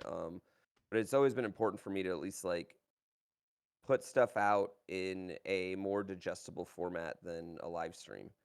And I think that's probably the like as far as like work that I've put in, like probably the biggest piece of important work um, that I've always focused on is that yeah, I've been a speedrunner, but I've been a speedrunner that gave people content too. Yeah, I guess. Some may say the people's speedrunner. Yeah, I try. Yeah. Yeah, I got it. But yeah, I just remember, yeah, especially when COVID came on, I just remember like a bunch of events happening. Like again, the Fall Mania, the Holiday Spectacular stuff, all kind of starting around Mhm. that time period. So, Yeah. no, there's been a lot of events, and then there's been like whenever there was a new like Mario sports game that came out, there would be some sort of tournament with like maybe a real trophy or something. Yeah, that's something. I mean, that's something I love to do. And a lot of that, I'm really lucky that I have a company that'll pay for it. You know what I mean? Like, Hmm. and it'll go along with me with my silly ideas. So I really, really, I'm very lucky. I'm very unique in that situation. Nobody else can really do that unless they're just loaded out of their mind. But I don't even have to do that. I could spend someone companies that's loaded out of their mind to do that. So it's really fun. But yeah, I mean that is something that, and in my mind, those things are all kind of speedrun adjacent. You know what I Yeah. mean? Like a Mario Golf tournament is a speedrun adjacent thing. Mario Tennis tournament is speedrun adjacent. So I really enjoy doing those things. Yeah. Yeah. I Yeah. definitely remember. I distinctly remember like in between because you invited Cosmic to the golf one, and in between games, he was like practicing with me, like just playing around. Yeah. It was just funny because I played a lot of that game when it came out for like the first week. Hmm. People got pretty into it. Whenever there's like a big Nintendo game, speedrunners get into it for a little bit. Something I've definitely noticed. Like if it's not like a platformer, they'll still just do something with it. It's fun to watch. Yeah. But yeah, any other events that you put on? No, I think that's it. All I can think of now. I see. More coming. More coming. We love to hear Hmm. it, of course. Hmm. Yeah, I don't know why my mind's blank. I guess I needed more sleep. uh, We've summed up my entire career, man. It's good. have we? Yep, the whole thing. I suppose. Oh yeah, I remember. Because you brought it up, and I would have completely forgot to mention it. But yeah, last year, at the very beginning of the year, that documentary came out, the Running with Oh Speed yeah. documentary. You were a big like part of that whole thing, so. Yeah, I really liked that documentary. There's a lot of things I liked about it. I thought it was definitely like the deepest dive that any like non-YouTubers have like dived into when it comes to like speedrunning. Hmm. Um with that being said, I kind of hated the way they portrayed me in it. Mm. Um, they at no point did they ever like talk about my everyone else. They talked about their skill and their passion, and all they talked about with me in it was how much money I made.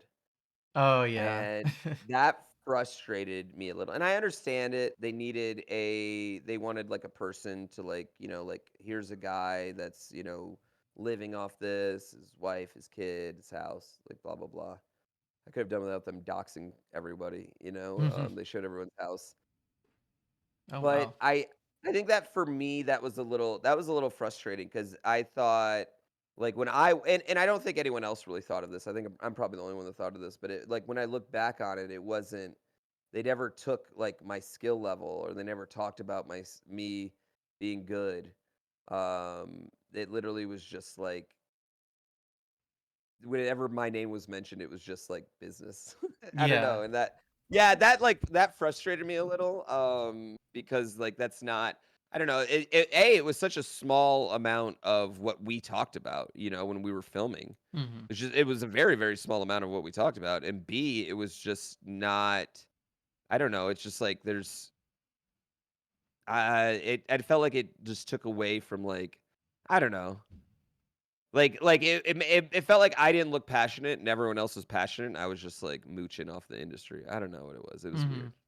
Yeah. Yeah, I've heard a lot of the same things, especially for people that were like involved with the process of it.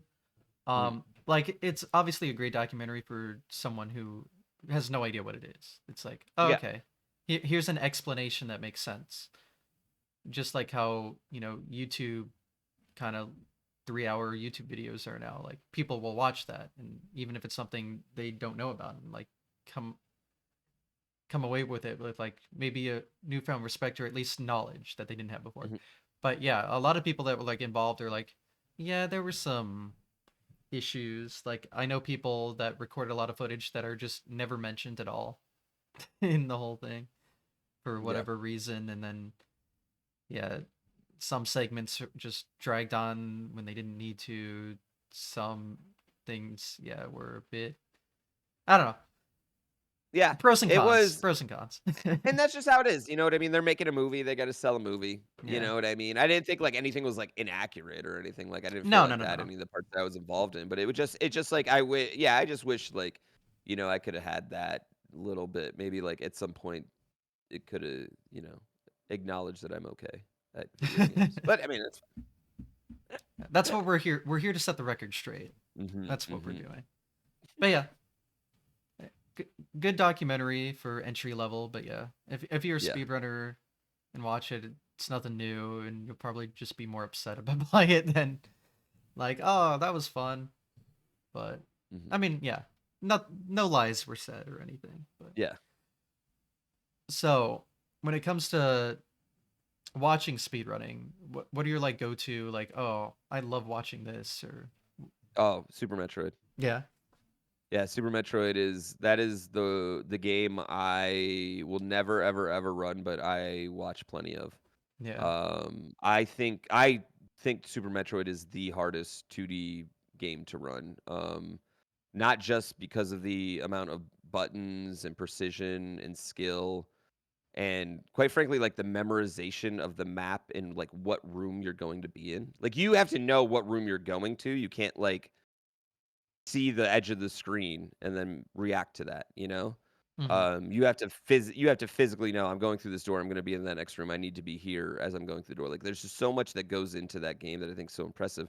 And then add on top of that, you have the top runners are runners that have been doing it for years Oh now. yeah. You know what I mean? So their skill level is just so astronomically high, and the difference between them is, you know, which one sneezed during a run and the other one didn't. Like it's like there's such a small difference between those top 4 guys, you know, like uh Zenny, Oates, um Zost, you know, a few others. Like it's just like such a small gap between them that it's so cool to see. Hmm. So that's definitely my favorite go-to speedrun when I'm trying to watch speedrunning. Oates specifically. I love Oates and Goats. I think he's just great. Yeah. Yeah, definitely a good choice of Mm, run. Like, yeah, it still blows my mind. Just like I've had people explain to me, I never played Super Metroid yet, so no. I'll change that You know what eventually. else But I you know what else I appreciate the really like about speedruns it? so much. Yeah, what? Yeah, I really like that it's a speed run that the run dies when the character dies. Like, that's how it ends, right? Like, Oh it's yeah, very rare that they just reset. Like, it's literally like Samus dies and that's how it resets. So it's like, I don't know, that has like a bit of drama to it that I really like as well.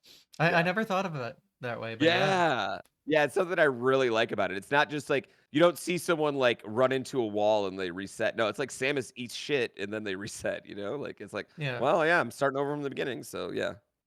yeah. I mean, I've definitely seen resets from non-death purposes, but yeah, I Yeah, guess that but is a majority of them. Yeah, yeah. because it's you might not notice just watching, but it's really easy to die. So, Mhm. but people just happen to be really fucking good at it. So, Yeah. rarely see that. Got any other highlights? Uh, it's like that's definitely the one I watch. I mean, like I'll watch anything like when something really cool's happening, the news is going around, but Yeah, that's definitely my favorite. Yeah. yeah, that's fair. And Yeah. then, I watch a lot of so I mean, you know what I really watch a lot of now is sim racing. Which is interesting. honestly it's speed running with a fake car, you know? I mean, that's really what it is. And it's just like that's definitely been my passion lately, and it's definitely like tickling the same fancy that speedrunning tickles because it's a lot of like micro adjustments to go a little bit faster. But I think what I really am digging about sim racing is that I have like other people playing defense, right? So Mm, yeah, yeah. um, yeah, So, really fun. is that the whole thing where you need like a whole like fake car sim setup and all those monitors and Yeah, the steering wheel? And man, it yeah. just seems like a lot of stuff. It is a lot of stuff. Yes, and once you get obsessed, it is a never-ending amount of money you can spend, Mm. which is good or bad depending on who you are. How realistic is it? Extremely. Yeah, Really? extremely All realistic, right. actually. Yeah. So I have a coach. I actually got a coach, and me and him race the same game, and he coaches me on preparation for his race that week. You know Hmm. what I mean? So like next week is the Daytona 24-hour race, and he's racing in the Daytona 24-hour race. So this week he's going to be coaching me, and we're going to go through the exact like we're going through. This is the sim he uses to practice for it. The Oh, exact game. Yeah, it's called iRacing. So it's even like when COVID happened, they canceled all the NASCAR races. This they determined the NASCAR championship on this game because it's interesting. so realistic. Yeah, Wow. yeah. So, The only unrealistic part about it is that no one's scared to crash and die. That is I the mean, only unrealistic part. Yeah, I mean, that's probably for the best.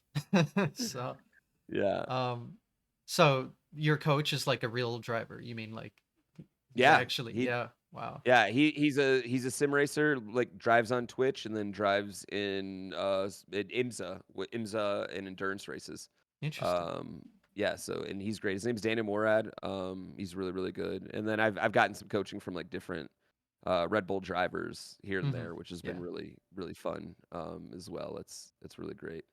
So and that passion actually has been really cool, because I got to race. So we did for Red Bull, we did a video where uh, one of the F1 drivers, their former F1 drivers named Scott Speed, raced all of us in go-karts. And Hmm. the video was like, look at how fast Scott Speed beats all these gamers, right? The problem was I beat Scott Speed.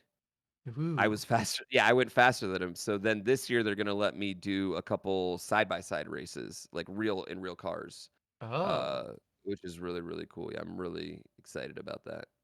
Yeah. Yeah. That you saying that actually reminded me of uh, you do content with like the official Red Bull channel. Well, there's usually like a guest involved, and it's like a game you're not familiar with, and they're like teaching you it. Mhm.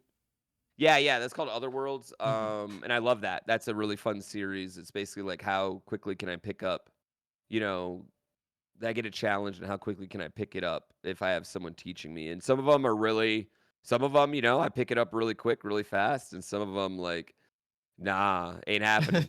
Like it ain't happening that one. So it's really, really fun to do. Generally, like the fighting games, actually, I tend to do pretty decent on. When Mm. we get a fighting game one, I think because those skills maybe translate a little bit decently. Yeah, I mean, I know you are a wrestling fanatic, so maybe that ties into huge. it. Yeah. Huge. Yeah, isn't your like logo in a wrestling game or something like that? Yeah, I'm in Retro Mania Wrestling. Mm. Actually, like I have like a little, like I'm streaming from on one of the sidelines, which is really cool. That's funny. And I have a little ring in there, and then yeah, I mean I've done commentary for Hood Slam, which is like an indie wrestling company, and I stream them as well, and I have a really, really good time in that. I am a bad guy though in professional wrestling lore, like I'm a heel, Mm. so yeah. Yeah, Um, I'm not too familiar with the wrestling scene, but yeah. I've gone to my brother was like into it at a super young age. So like 12 years ago or something, there was like a mini WWE kind of thing in our Yeah. city. So I saw it. I didn't really get it, and it wasn't like something that was televised. It was like one of those really small things, but Yeah. the games they usually make out of it Games are are good. pretty Yeah. interesting. And there Mhm. they can be realistic because it's not real. Yeah. Exactly. Well, it can look like they're actually hitting each other, I guess. I mean, Mhm. you know what I'm trying to say, I guess. Yeah, yeah, But I get what you're saying. because none of it's realistic, but it just feels more realistic because they don't have to make just really accurate close calls like in the game. The models can hit each other. Mhm. So, Yeah. and your controller can vibrate like, "Oh, look at that impact." So, it just translates to video games really well, I think. The whole Mhm. wrestling thing, which is interesting. So maybe that's where that talent stems from. Yeah. But yeah, I've seen a few of those episodes and they're interesting. I like when someone's learning something new for the first time. I mean, that's the best time. It's like the most fun time you have with anything, I think, is when you first start it and your progression of learning is so quick, Hmm. you know? Yeah, Yeah, that's the most fun. that ties with speedrunning so well. Like your first run is So going to be much. awful, and then your second run is going to be gold splits everywhere, and it's going to feel Right. awesome, and you'll Right. never have that again. So you better Dude, fucking enjoy it.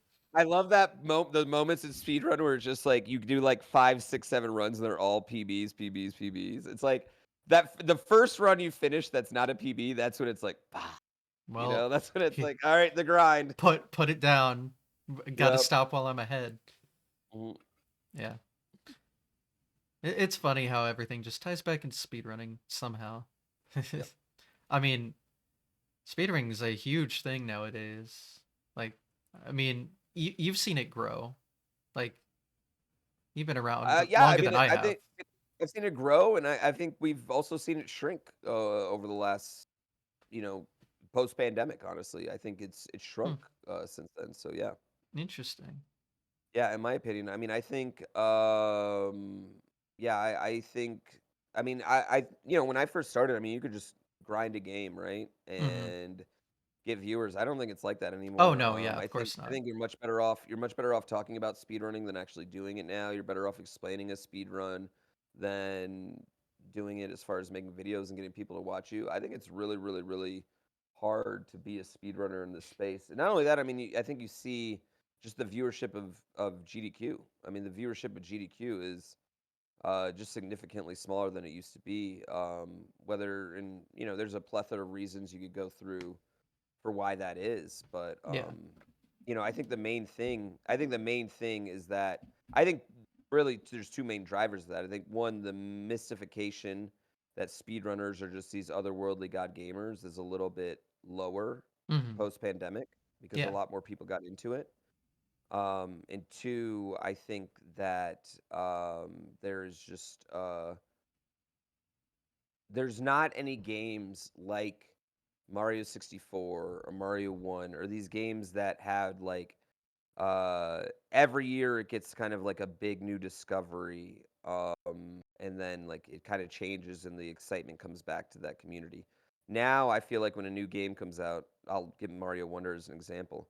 These games get beat into the fucking ground so quickly. You know what I mean? Like Yeah. we're be optimizing them. And I don't mean just, I mean like literally these games are getting optimized so fast that it doesn't allow any sort of excitement to build around it. It doesn't allow any sort of rivalries to build around it. It doesn't allow any sort of excitement when a new strat's found because everything's found so fast now, Hmm. you know? Yeah. Especially Switch games because Switch games people are like putting in extra hours of practice while they sit in bed, you know? Hmm. Yeah. Yeah, I get it. I get the Mhm. sentiment. What I was gonna say was, yeah, I don't think speedrunning is dying off. I think it's only getting bigger. What's happening is traditional is going down significantly, and the content focused stuff is what Mhm. is like the focus now, and Mhm. that's why we're seeing this kind of shift. Mhm. Um, which is cool, but yeah, it does kind of suck. And I brought up this example a lot, but when Siglimic was running Mario 64, he had no mic, no cam. He was just playing the game and was getting like 5-digit viewer counts. You will never see that again. Yeah. You will Never. just never see that again. And Yeah. yeah, it kind of sucks. Like I'm sure like being on GDQ in like the mid to late 2010s was like career defining for some people. Now nothing might come of it at all. You know what? I felt like from 2015 to 2020, I felt like one or two people like went from like 10 viewers to like 1,000 viewers from Hmm. their GDQ run. And I don't think that happens No, it, anymore. it Yeah. doesn't. I mean, Yeah. it just Yeah. doesn't. You just had someone that just like, oh, they're the superstar of the week, you know? I mean, even beyond that, Games Done Quick used to be the dominant conversation around Twitch. It had, Hmm. meme viral thing. Now it's just not like that anymore. The greater Twitch community isn't talking about it. So Yeah, Twitch became everything. It used Twitch to is so much be, bigger too. yeah, it Yeah. used to be just a few fairly popular things, but now it's like Mhm. you can find anything on this damn site. Yeah. But yeah, like Twitch and speedrunning like grew up together, Mhm. kind of. It's always been there, so that I guess that's why in the early days it was so prevalent, and why now that Twitch is so huge, it's kind of scattered around more. But yeah, kind of a shame, but also, and I guess that's why like the more content focused stuff is now going to get the views, because that's how people are going to more easily see the content, because it's not just like 5 really good speedrunners. Now it's like 10,000 really good speedrunners. It's like, well, who Yeah. the hell do I watch? There's too much to go around here. Just an interesting shift, I guess. But I think overall for speedrunning in general, it's getting the name out there and it's an overall net positive. But I do feel personally like, damn, it sucks that we traditional speedrunning's kind of falling off a bit, I guess. Yeah. Yeah. I mean, it just doesn't have the storylines that I feel like it used to have Hmm. because of those things, you know. Um I also don't think GDQ like is helping itself. I think And this is going to be a little controversial for some speedrun people, and I don't mean this in like any bad way at all. But GDQ hotfixes don't help make GDQ an event. Because when GDQ used to show up on your following page, people would be like, "Oh my God, it's here!" Hmm. And now it's on your following page every day. Yeah. And I think that has hurt games done quick, the excitement that people have for it, personally. Yeah, I see that, but it's Yeah, also nice that for like a smaller creator to at least get totally, something. So totally, super nice. It's totally positives super and nice. pros and cons, pros and cons. Everything has, yeah, it's all yin and yang, you know what I mean? Yeah. Yep, Um, for sure. but yeah, I think having that, like having GDQ, I definitely would like to get back to like GDQ having 200,000 viewers max and not 65, 70,000 max. I'd Yeah, like to see that get back to that space. I'm sure over time it will. I'm they took quite a hit because of the of COVID and it just being online because I mean online only isn't. Let's just be honest, it's not as interesting to watch at that point. No. Like the You know hype what? comes I from the think, crowd and the doing it in yeah, person and I worry about that. I wish I had as much faith in as you do in that. mhm. I don't have as much faith that they will ever get back to that. But Well, time will I hope tell. so. Time will I hope tell. so. Either them or someone else. You know what I mean? Yeah, I mean, we are seeing a lot more speedrun events come up and start getting pretty popular. I just hope they all rise together. I just hope speedrunning just, even though it's like a lot more concept focused now, that overall it keeps getting bigger and bigger, and these events and all this charity money and everything can just keep the number can keep growing. I think that's what us as speedrunners can hope for, Mhm. but time will tell. But yeah, speaking of the future of things, I guess, what do you see yourself doing in terms of speedrunning, streaming, and everything in the near future? Um, just whatever game's fun, man. Yeah. Yeah, I mean that's really the thing that gets me speedrunning is the speedrun fun. You know what I mean? Is the game fun, and then is the speedrun fun? Can I play it over and over again? That's really the only thing. Like I guess I don't have any. Um, I stopped making goals a long time ago. As far as like times are concerned and things like that, I feel like I've established my place in history. To some people, I'm going to be one of the better Kaizo Mario players ever. To other people, they think I'm a garbage speedrunner because I do Kaizo Mario or whatever, whatever. You know what I mean? Like I've accepted that like at this point in my time, like anyone who cares about that like has already made a decision, right? So now it's really easy for me because I just can play what I think's really fun and speedrun what I think's really fun. And now I don't even really like it's not like I don't get goal times. I don't have goal times anymore. It's literally just like my goal is to I enjoy playing this game. I just want to play it. My goal is just play it a little bit faster. You know what I mean? Hmm. If someone else has world record, great. If there's a strat in there that I think is boring and stupid and ruins the fun for me, I won't do it. It's just I've kind of gotten to this place where I can really, really enjoy it again because I'm not worried about what everyone else thinks about me when it comes to speedrunning anymore, Hmm. which is something that I used to really, really worry about. Yeah, like Especially you have like nothing we else all, to prove. You've I done it. don't. Yeah, Yeah. I've done it. Yeah, and I've done it. Like I've done more. Like when you count speedrun sessions, I've probably done more runs in front of a crowd than any human alive. Yeah, When you count speedrun probably. sessions, because I do 10, 11 a year. And have for basically since 2019, and then all the extra events besides GDQ that I've done, and um, so it's like I don't really have much to prove anymore in my mind, and the only thing I could do anymore is just like I don't know. There's some people that would just like they hate on Kaizo speedruns because they're like Kaizo games aren't real speedruns. Which people who say that are idiots because there's tons of strats in all of these games that go faster than just beating the level. And B, it's also stupid because when you screw up and when I screw up in Mario 3, it cost me 6 seconds. But when I screw up the same level, like the same amount of like missed button press in a Kaizo game, I'm losing 45 seconds, minute and a half. Who knows? You know what I mean? I'm Mm-hmm. losing a lot of time because I'm going all the way back to the start. So I just think those are like, I hate that perspective that people have, but I'm not going to change their mind either. You Mm-hmm. know what I mean? Like no amount of me playing Kaizo Mario is going to change their mind about that. So, yeah, now it's just enjoy the fun, and then uh, I have a goal that I really want to watch my son uh do a run at GDQ. That's a Mm. goal of mine.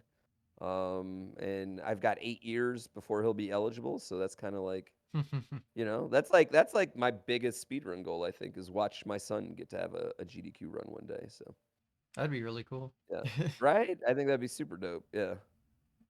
Has anyone ever had like their child grow up to do a run? I mean, I don't speedrunning's still I don't too know. new, right? I'd imagine it's still probably relatively new. Yeah. I mean, someone's having their dog do a run, so it's got to Oh happen yeah. soon, right? Oh yeah. The news are blowing that thing up. I I love that. I thought that was a great Oh move no, by it's great. GDQ. Yeah. I Yeah. mean, I know JSR pretty well, so Yeah, it's cool it's to gonna see be that all incredible. happen. Yeah. I'm really looking forward to that run, honestly. Yeah, definitely the most hype run in the Oh section. yeah. Yeah. Yeah, looking forward to that. But yeah, I mean, you can pretty much speedrun any video game. I don't know why Kaizo's are video games, so Yeah, it's easy, I simple as agree. that. I don't know. I don't I know where agree. this argument is, people. I agree. And trust me, I've seen it plenty, and you know what? The people that have used it the loudest, I what do I want to say? How do I want to put this? They they couldn't play the games I play anyway. So, Yeah, okay. with Bad all cause bad. Bad respectfully, cause bad. respectfully, they wouldn't be good enough to compete with me anyway, you know? Exactly. But yeah, so just going with the flow for future. Pretty Sounds much, like yeah. the goal is PB when want. PB when I can, and yeah. It's nice to not have to worry about anything. Yeah. Sounds like a good plan, honestly. But yeah, I assume speedrun sessions, all these events are gonna just keep going full force for as long as you can think. Yeah, I mean, speedrun sessions, I this year we're trying to make it like the biggest year ever. I'm trying to Ooh. do more where I fit them into like an actual tour, like go to 2, 3, 4, 5 cities at a time. Mm. This year's speedrun session is gonna have the official tour T-shirt. Ooh. Yeah, we're gonna kind of evolve it just a little, just a little bit to keep it like, exciting, especially as a lot of people are gonna be coming to their second one now, through these years. So Mm-hmm. we're gonna evolve it a little bit, have some extra things go on. Yeah, but that's definitely 100% still going. Speedrun It's sessions I good. think is super fun. Yeah, I love it. Mm-hmm. Absolutely love that. Yeah. Yeah. Hopefully it can show up somewhere near me so I can go to another one, or you can make it real Eh, easy for me, and you know, you know what I mean. I think you know what I think it'll be we'll see. I think we're pretty close. All right. Yeah. Yeah. I mean, I'll be watching online regardless of where it is. So, I mean, it's just a good vibe. Like, Yeah, it it, is. there's nothing else in speedrunning like that specifically. Mhm. It's like its own thing. So, Yeah. I like seeing unique events.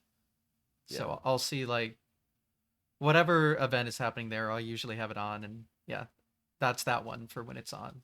Like, definitely on my rotation of things to check out. And then, yeah, I assume more the Coliseum stuff. Gonna keep seeing that. Gonna keep seeing. Yep. Coliseum's coming back this year. I'm definitely gonna be another exciting one. The lineup will be incredible. It'll have tons of laughs. Yeah, it'll be a good one. All right, Yeah. and Yeah. yeah, I guess. That's it. Yeah, I got Yeah, everything. yeah. I think everything's been covered. Yeah. Um, yeah, I can't think of any questions. If there's any questions in chat, feel free to ask. But yeah, I think I did my job, right? You, Did your job. All Incredible right. job. That's good. I'm happy to hear that I'm doing something right. Anyway, but yeah, feel free to promote yourself however you'd like to. GrandPooBear Yeah, everywhere, anywhere where you can post videos. That's my name. you can use the shout out command. Yep. The rare good Twitch feature. We love to see it. Got to shout it out every time I use it. Yeah. But yeah, All right, man. yeah. I always have something on the tip of my tongue that I was gonna say and then forget today. I don't know what it is. Today's just not my day. You know what? It's my fault because I was late. It was my fault. No, no, Yep. no. No, you were fully prepared, and then I was late. Completely my fault. Well, I mean, the whole point of this is to not be prepared. It's kind of the vibe I have is like, I don't know what I'm gonna say. I just ask the default questions and hope good tangents spawn from that. And usually it works out pretty well. So, Yeah. but yeah, then I'll always think of like, oh, I wanted to mention this, and then it just slips my mind. So, oh, I'll just blame it on my lack of sleep. That's what I'll blame it on. I only got like Yeah. 5 hours, pretty bad. But yeah, this if you're watching on YouTube, go watch GDQ. It started today. Uh, it's also my birthday. Wish me happy birthday. Very important. Not really. Follow things. Actually, you know what? On YouTube, if you're watching this when it's live, it's my birthday. Follow. There we go. I'm allowed to say that on my birthday. Yeah. Yeah. Perfect. But yeah, and then if you're watching live and want to like see you didn't catch all of it, you want to see some of it, it's Thursday today, so 3 days. Sunday. Subscribe. Don't miss. I'm so good at self promotion. All right. Wrap it up here though. Thanks for watching and have a good one. Bye bye. Bye.